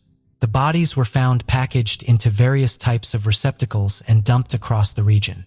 These women were all allegedly picked up from a stretch of Cherokee Street in St. Louis, Missouri, referred to by sex workers as the South Side Stroll. 19-year-old Robin J. Milhan had just given birth to her second child 2 weeks prior to her disappearance. Her brother Tom described her as a fun-loving young woman full of life. Unfortunately, she developed an addiction to crack cocaine like so many others during the 90s. She'd given birth to 2 children. The second child, the one she'd had just before her disappearance, was put up for adoption. The older child was living with her uncle, Tom Meehan, who was struggling with his own addiction to crack. Robin was a troubled kid caught in the cycle of poverty and addiction. She turned to sex work and frequented the Cherokee Street Stroll. That's also where she was reportedly last seen on March 22, 1990, by another sex worker. The police later confirmed that she was picked up from there and taken to the killer's residence where she was murdered. Her family reported her missing, and her body was discovered 4 days later around 60 miles northwest of St. Louis in a rural town. Her body was found wrapped between 2 mattresses held together by coat hangers on Highway E in Silex, Missouri. Her head was wrapped in a shirt which had sweat marks on it. There were also traces of dog hair, but DNA evidence couldn't be extracted at that time as the technology was still in its infancy. The investigators determined that she had been strangled. There was also a condom wrapper found with the body. Tom tries to block the dark memory and describes his sister as a good person. He says he just misses her now as he looks at her daughter, whom he raised. Brenda Jean Pruitt, 27, was the mother of a young child. She lived just a few blocks from the Cherokee Stroll. Brenda was reported missing by her family on May 9, 1990, just 48 days after Robin's disappearance was reported. For 10 months after her disappearance, there were no answers. Brenda had a troubled past, with multiple charges of burglary and suspected robbery against her in the same year and in 1985. She was found on October 4th of that same year. However, her body was so badly mutilated and decomposed that she remained unidentified for 5 months until March 5, 1991. A jogger on Boston Drive in Maryland Heights complained of a foul smell emanating from among the weeds. Workers searched the area and found the decomposing body in a 33-gallon plastic trash bin amidst other trash. Her murder was instantly linked to 2 already open cases, Robin Meehan and Donna Rietmeyer. Both women were sex workers, and the Major Crimes Division investigation moved in the direction of a serial killer targeting prostitutes in that area. Donna Rietmeyer, 40, was the mother of 3 young girls, ranging in age between 13 and their late 20s at the time. A known sex worker and addict, she was reported missing by her friend Sheila Leach. As per Leach's account, Rietmeyer and she had been dropped off at the Stroll together, and later Donna left to meet a client. They were supposed to meet up later that night, but Donna never showed up. Leach inquired about her at her house, but found that she hadn't been there either. Donna was reported a month after Brenda's disappearance, and like Brenda's, her body was found in a rubber trash can on June 11, 1990. Her daughters Juanita Zills and Rhonda Sullivan were just teenagers about the time and did not quite understand their mother's struggle with addiction. Both girls have very distant yet fond memories of their mother. They remember her as a kind and beautiful soul who was always loving to them and helpful to whomever she met. Donna had her first child when she was 15, and after was married to her 17-year-old high school boyfriend. She moved out after 2 years and started another family. Rhonda continued to live with her father. Zills was also brought up by her father and her mother's family from the age of 6. She describes her as a giving person. Zills has a similar account of some motherly advice on regular moisturizing when she once visited her in jail. They also remember her addiction. Zills had just reconnected with her mother before her death, and she was devastated with her passing. Dawn, her 3rd child, refused to speak out. A 4th disappearance of a young mother followed just 3 months later. Sandy Little, a 21-year-old mother of 1. Sandy had a tough childhood bouncing between foster homes, as her mother could not take care of her. She rebelled against any kind of authority and could not keep a job. Her aunt, Diane Little, got custody of Sandy when she was just 15 or 16. Her stepsister, Barb Stutt, remembers Sandy as a fun, loud, and extremely lively person. According to Diane, Sandy only spent a year with her before she fell into a bad crowd and started using drugs. When she turned to prostitution to support her habit, she had to move out. She disappeared for a bit, and when she came back on the radar, she had a baby. After she gave birth to her child, she lived with her boyfriend on top of an antique shop and worked the Stroll as a prostitute. The antique shop owner remembered her vividly and said she was a very sweet girl and that she would never have left her child. She went missing on September 4, 1990. Her body was found on February 17, 1991 by a driver on his way to work just west of Highway 79 on the shoulder of Interstate 70. Her remains were packed into a wooden drawer with a wool cap pulled over her face. Her body had to be identified by comparing the remains of an old X-ray of a fractured arm that she had sustained while alive. She was buried in an unmarked grave donated to the family because they could not afford to bury her. She remains in that unmarked grave to this day. This solidified the fact that the St. Louis police had a serial killer on their hands and that he or she lived in the St. Louis area. The FBI got involved in the case as early as June 1991 and confirmed the work of a serial killer. They profiled the package killer then as a sexual sadist who goes after younger women he can control. They also surmised that he would be a loner, divorced, working menial jobs, and with a poor work record. Joe Burgoon, a veteran St. Louis homicide sergeant, was one of the earliest investigators on the case, and he had observed the pattern where the killer dumped the bodies in the night, and also made a point to do so across police jurisdictions. There was to be one final victim that would finally put this killer away for life: Kenneth Dog Atchison. Atchison was a construction worker who was out of work due to bad arthritis. He started doing odd jobs around town. The killer hired him for a project at his home. Both men were regulars at the Overland Diner and knew each other well, even sharing meals together. The two were said to have had a small altercation over the dimensions of the materials purchased, and Atchison left without doing the job. This left the killer miffed. Later, he lured Atchison in with the sale of a Cadillac for an amount of $6,000. The family reported that Atchison, 57, left to meet his murderer at his Bell Ridge home on February 8, 1993, driving to it in his 1987 Chrysler. Atchison planned to exchange his Chrysler and the money for the Cadillac. His family later reported him missing. The police did not take the reporting seriously as they believed Atchison had fled with the money. The family, especially Atchison's brother Vernon, did some sleuthing of his own. They found the Chrysler being driven by women who had connections to the suspect. Also, the family time and again requested the Overland police to search the house he'd been headed to, but to no avail. 6 weeks later, Atchison's body was recovered from the basement of the house in a makeshift coffin. This was 2 years and 5 months after Little went missing. Each crime was followed by its own trail of reporting, finding, and identification, but the killer himself remained a mystery, hidden behind a nickname, the Package Killer. Even when the disappearance of Atchison happened, it could not in any way be connected back to the previous 4 homicides. Atchison's case was investigated as a solitary crime. Since the family found no cooperation with the Overland police, they got the St. Louis police involved. Overland Police Chief Eddie Williams maintains that the case was investigated as a suspicious disappearance, and they had questioned the suspect. They found minimal evidence for a search warrant.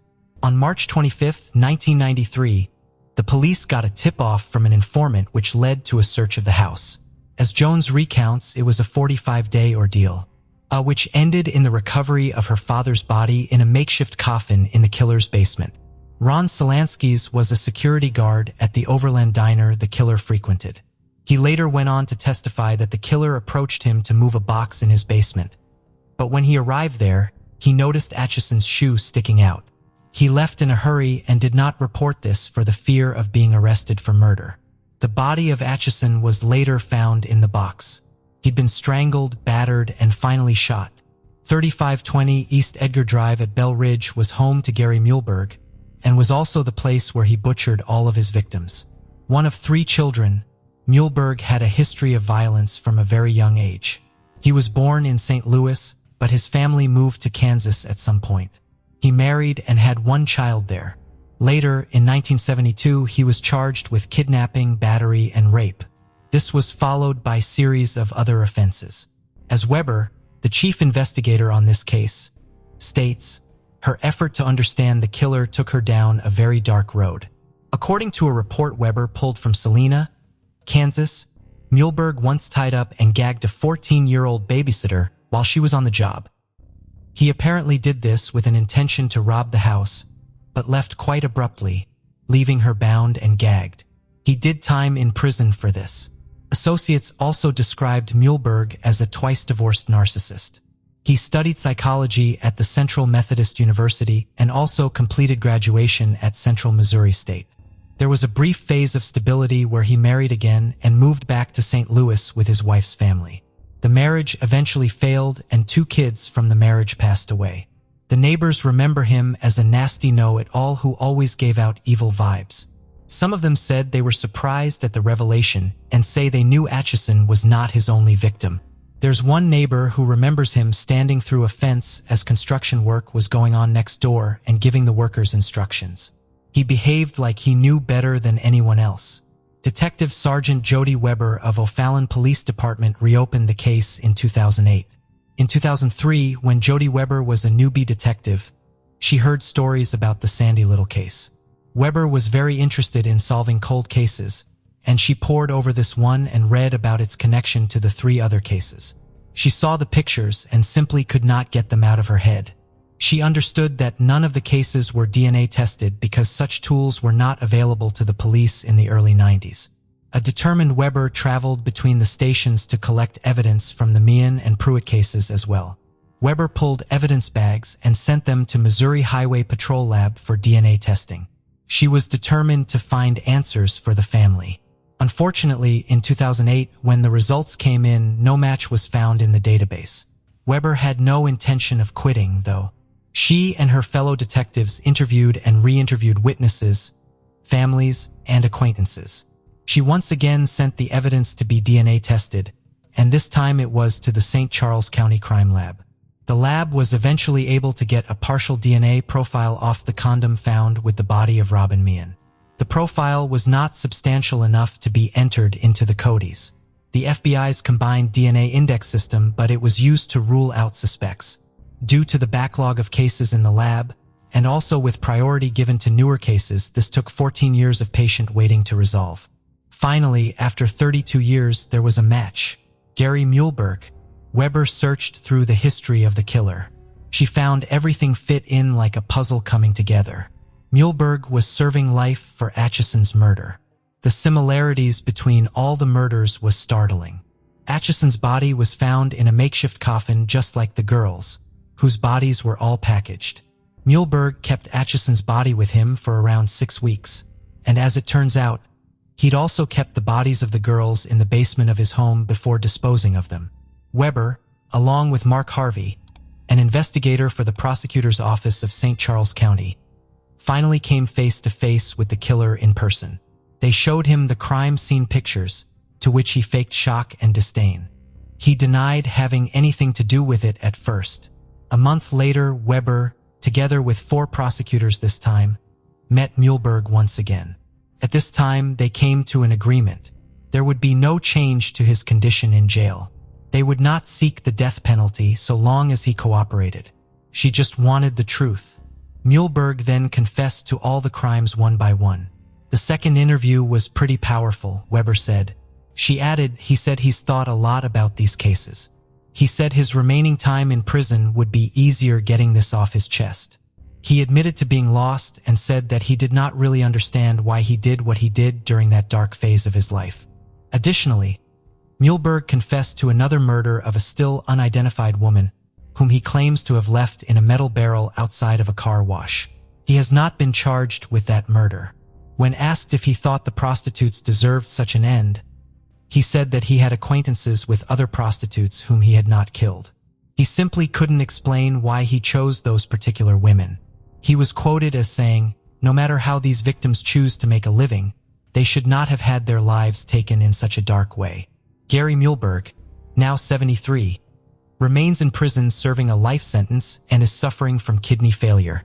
As Robin Meehan's brother Tom put it, "What I'm most happy about is that the man has been incarcerated since 1993. The families are trying to find comfort in the fact that he was not able to harm anyone else since his incarceration." Why do you think it took 32 years for the dots to finally be connected? Was it because the women were all sex workers and drug addicts? Who was the unknown woman left at the car wash? Are there any more women who remain unknown or unfound? The case of Susan Wright. Susan Lucille Wright was born on April 24, 1976, in Houston, Texas, to parents Velma Sue and Jimmy Lawrence Wright. She was the eldest of 2 children and had a biological sister named Cindy. As a child, Susan was active, sociable, and creatively talented. During her school years, she developed a passion for dancing and aspired to become a choreographer. With her bright and attractive appearance, as well as her slender figure, she drew many admirers and being the center of attention. After completing high school, Susan tried but was unsuccessful in getting into college. To raise funds for her future education, she decided to take some time off. During this period, she found work as a dancer at a well-known nightclub, performing partially nude on stage. She decided to leave her job and use her savings to enroll in evening courses at a nursing school. To support herself and maintain her independence, Susan took a job as a waitress at a restaurant while pursuing her studies.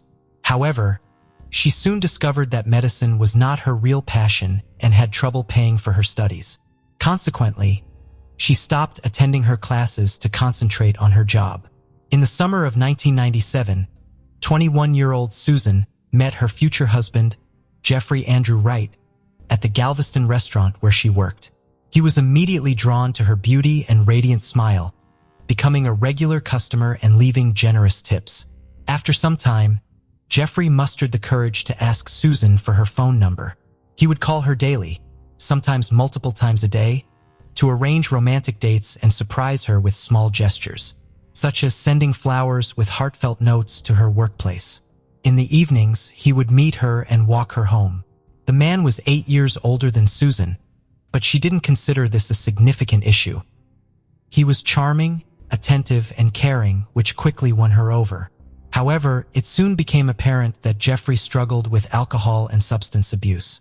He claimed to have overcome his addiction to drugs and promised to quit drinking entirely.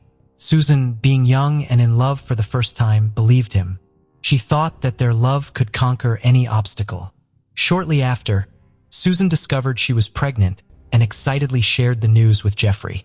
Although he seemed pleased about becoming a father, he didn't take any decisive action, such as proposing or suggesting they move in together. Confused by Jeffrey's behavior, Susan took matters into her own hands. She insisted that their child should be born within a married family, and Jeffrey agreed to her terms. By the time they officially got married, Susan was already 8 months pregnant. They chose to have a quiet, intimate wedding without guests or celebrations, rather than a grand ceremony. Around this time, they purchased a home in a quiet area of Harris County, Texas, and moved in a couple of weeks before the birth of their child. In December 1998, they welcomed their first child, a son named Bradley, and appeared to be the perfect family. In 2001, Susan became pregnant again, and in the spring of 2002, she gave birth to a daughter named Kay. The family had a small dog named Buck, a comfortable family car. Jeffrey worked at a local construction company, and after the children were born, Susan became a stay-at-home mom by mutual agreement. She took care of the kids and created a cozy home environment. The neighbors said that Mrs. Susan was a kind person, friendly, sociable, a caring mother, and a loving wife. However, it was later revealed that the reality of their family life was far from perfect. Her husband was extremely demanding in every aspect of their lives. Susan's days were filled with cleaning, doing laundry, and cooking. Jeffrey demanded freshly cooked meals every day, prohibiting her from preparing meals in advance or reheating leftovers. Maintaining a perfect and clean home was a challenging task, especially with 2 small children. Additionally, Jeffrey required his clothes to be washed almost daily, as he refused to wear the same item twice.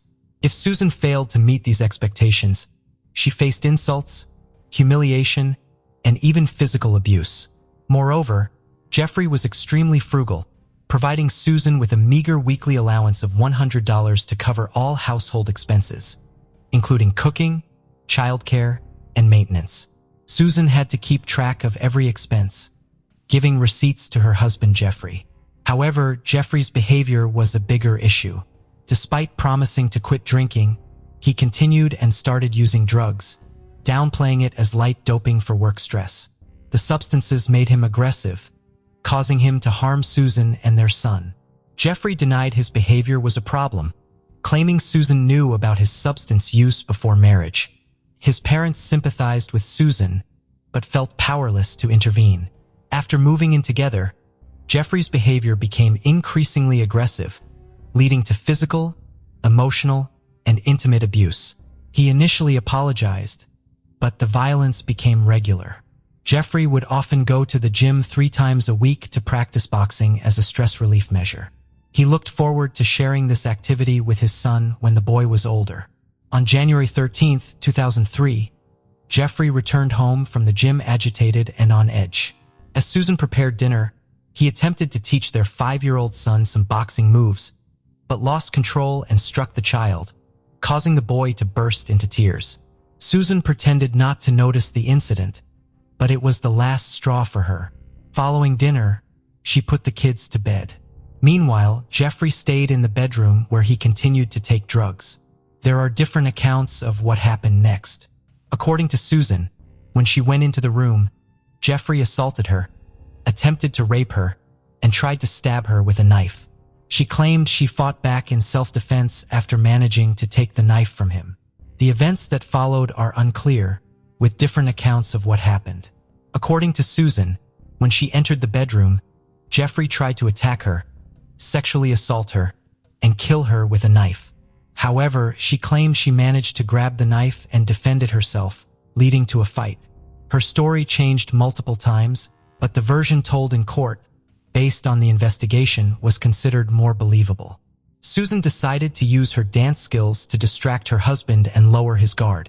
Wearing a short silk robe over her bare body, she put on a seductive show for Jeffrey. She then suggested a role-playing game that involved tying him up, which he agreed to. Using 3 of Jeffrey's neckties, she bound his hands and one leg to the bed. She used the silk belt from her robe to secure his other leg. With Jeffrey immobilized, Susan created a makeshift gag using her underwear, pretending it was part of the intimate game. To set the mood, she lit candles and turned off the lights. Jeffrey was tied to the bed with a gag in his mouth, unable to move or speak. The room was dimly lit. Jeffrey poured hot wax from a candle onto Jeffrey's chest, which was painful but initially seemed like part of a game they were playing. However, when she poured wax onto his genital area, the pain became unbearable. Jeffrey tried to free himself and scream, but he couldn't. His wife, Susan, took a small sharp knife from the kitchen and began stabbing him repeatedly, starting at his groin and moving up his body, slashing his genitals, legs, abdomen, chest, arms, neck, and face. She began slowly, expressing her grievances with each stab, recounting the insults, humiliations, and abuse she had suffered. As she continued, Susan began to cry and stab faster. Experts later counted 193 shallow knife wounds on Jeffrey's body. Most of these wounds were not fatal, and Jeffrey was conscious for most of the ordeal. Susan's actions suggested she was in a state of extreme emotional distress.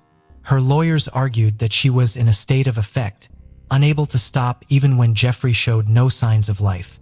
She had not considered what she would do next or how she would handle the body. Shallow grave in the backyard. She sat next to her husband's body on the floor for hours. Eventually, she looked around the blood-covered bedroom and knew she had to act before dawn. She carefully checked outside through the window, ensuring the coast was clear.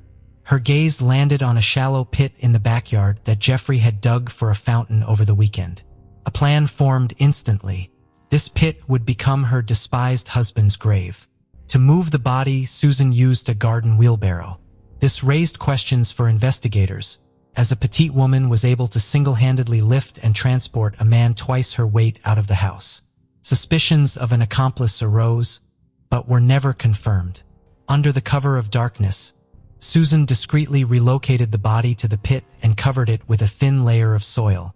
She then cleaned up, removing the blood-stained curtains and bed linen, placing them in trash bags and dispersing them in different bins. The blood-soaked mattress was flipped over as Susan was unsure how to properly clean it. She spent the remaining time until dawn scrubbing blood from the floor, walls, and carpet. Scrubbing the carpet is a big deal with a large stain that couldn't be removed. In an attempt to eliminate any evidence of the violent confrontation, Susan applied bleach to the affected area, hoping the chemicals would destroy any remaining traces. Susan made a distressing call to her husband's parents in Austin, Texas. She was emotional as she recounted the events. Her husband, under the influence, had physically assaulted her and their son, spilled bleach on the carpet, and then ended their relationship before leaving. Jeffrey's parents were shocked and concerned by the news.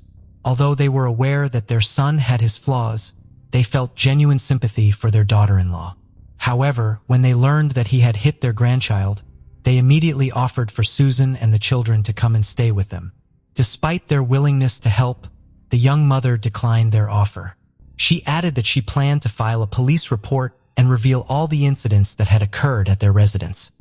2 days later, Susan visited the police station as her husband's sudden disappearance raised increasing concerns and action was necessary. Susan reported that she and her children had been victims of domestic violence perpetrated by her husband and required protection. She successfully obtained a restraining order against her husband, preventing him from approaching her and the children, although she was already aware that he would never be able to come near them again. As evidence, Susan presented bruises and cuts on her arms, which she alleged were inflicted by her husband using keys when she attempted to defend herself. Additionally, Susan had a small bruise on his face and corroborated that his father had struck him. At first, the tearful woman's story seemed believable and logical. She claimed her husband, under the influence of alcohol and substances, had attacked her and their young son. Then, realizing what he had done, he became scared and fled. However, over time, suspicions grew because Jeffrey had not contacted anyone. He appeared to have run away without his belongings, documents, or mobile phone. He didn't show up for work or visit his parents, and none of his friends or neighbors had seen him. It was as if he had vanished. Susan found it unbearable to stay in the house where she confronted her husband. She couldn't shake the feeling he was still alive and would rise for revenge. She was losing her grip on reality. Even their dog, Buck, sensed it, constantly barking, trying to dig up the yard where Jeffrey was buried. On January 17th, Susan went to her mother's house with her children. When her mother saw her daughter in person, she fully realized the severity of the situation, even though she had already been aware of it. Velma directly asked if she had killed her husband, and her daughter broke down in tears, nodding in admission. The daughter then confessed to the crime, revealing the location of her husband's body, and repeatedly expressed uncertainty about what to do next. Following her mother's advice, Susan reached out to lawyer Neil Davis the next day and confessed to killing her husband and attempting to cover up the crime. After gathering all the details, the experienced defense attorney considered possible scenarios and contacted the Harris County District Attorney's Office on January 19th. Davis reported Susan's confession, including the burial of her husband's body in their backyard, and stated that she was willing to provide a full statement at the police station.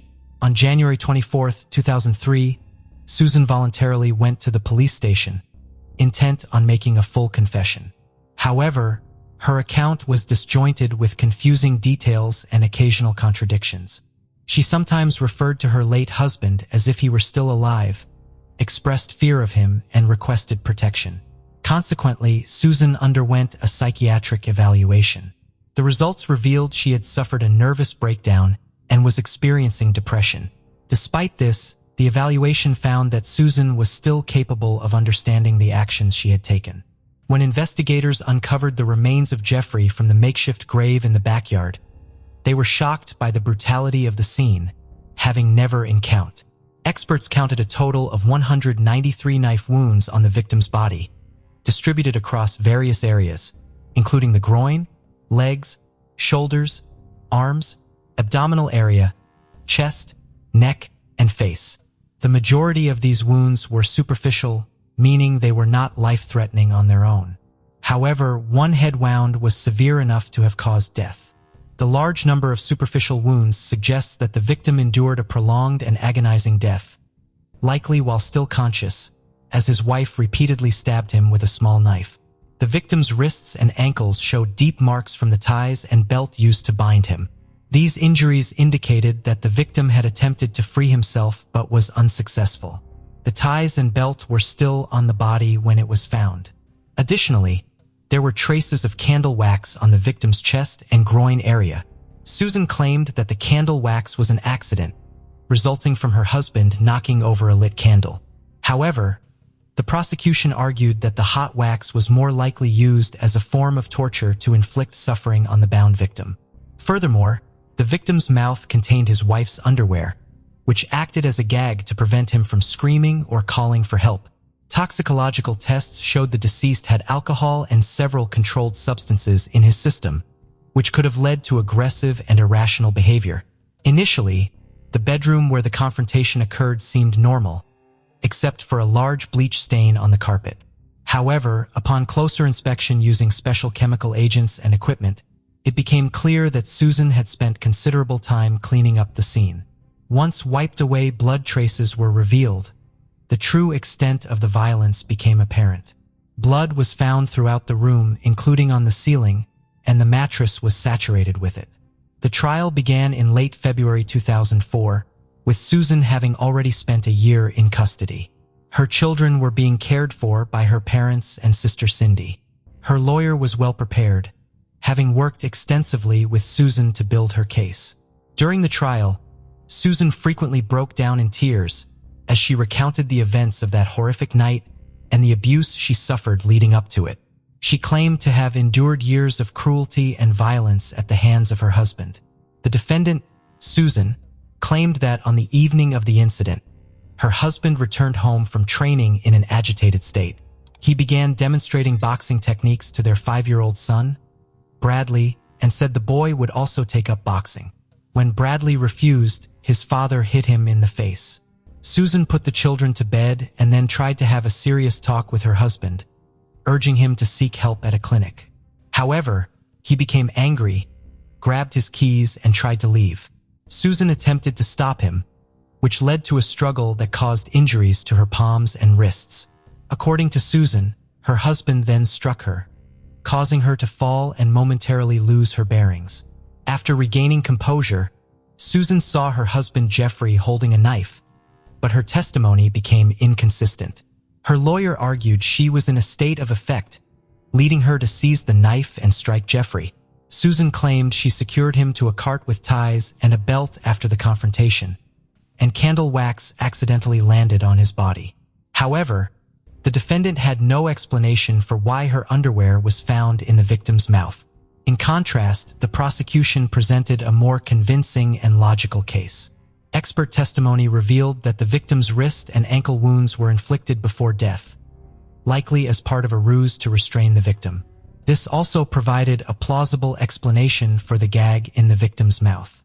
Additionally, the angle of the injury suggested that the perpetrator was positioned on top of the victim rather than struggling with him, which would have resulted in different injury patterns. All the cuts on the victim were inflicted from the front, indicating that the attack occurred while he was lying on his back, unable to move. It was unclear whether Susan had planned her husband's murder in advance and intentionally used the pit he dug for a fountain as a makeshift grave. Prosecutors, however, suspected that she had carefully orchestrated the crime, motivated by the potential insurance payout. The case drew widespread media attention, with Susan being labeled the blue-eyed butcher or blonde meat grinder by the press. Jeffrey's family demanded the harshest possible sentence, while many of their neighbors felt sorry for Susan, recalling instances where she had bruises that she attributed to her own clumsiness, but which may have been signs of physical abuse. Prosecutors initially sought a life sentence for Susan, but later reduced their request to 45 years in prison. In March 2004, she was found guilty and sentenced to 25 years. She showed no emotion when the judge delivered the verdict, appearing detached from the proceedings. A year later, her lawyer's attempt to appeal the decision was rejected. In 2008, Susan and her defense team filed another appeal, which was influenced by new testimony from a previously unknown witness. Misty McHale, wife of former NFL champion Steve McHale, was a key witness. She had a lengthy relationship with Jeffrey Wright in the mid-1990s and was briefly engaged to him. However, she suffered physical abuse, humiliation, and cruel treatment from Jeffrey, leading her to end the engagement and cut ties. Following this new information in Jeffrey's testimony, Susan's prison sentence was reduced to 20 years. She became eligible for parole in 2014 at age 38 but was denied. A second denial followed in July 2017. After 16 years in prison, Susan Wright was released in the winter of 2020 at age 44. She was met by reporters and photographers, causing her to break down in tears and ask to be left alone. Her trial received extensive media coverage, including a broadcast on Court TV. Thank you for joining us on this journey into the depths of unsolved mysteries. Cold cases not only challenge our understanding of the past, but also ignite our curiosity and determination for answers. Remember to subscribe to stay updated on our latest investigations. And if you have any information regarding the cases we've covered, don't hesitate to reach out. Together, we can shed light on the shadows of the past and bring closure to those who seek it. Until next time, stay vigilant, stay curious, and never stop seeking the truth.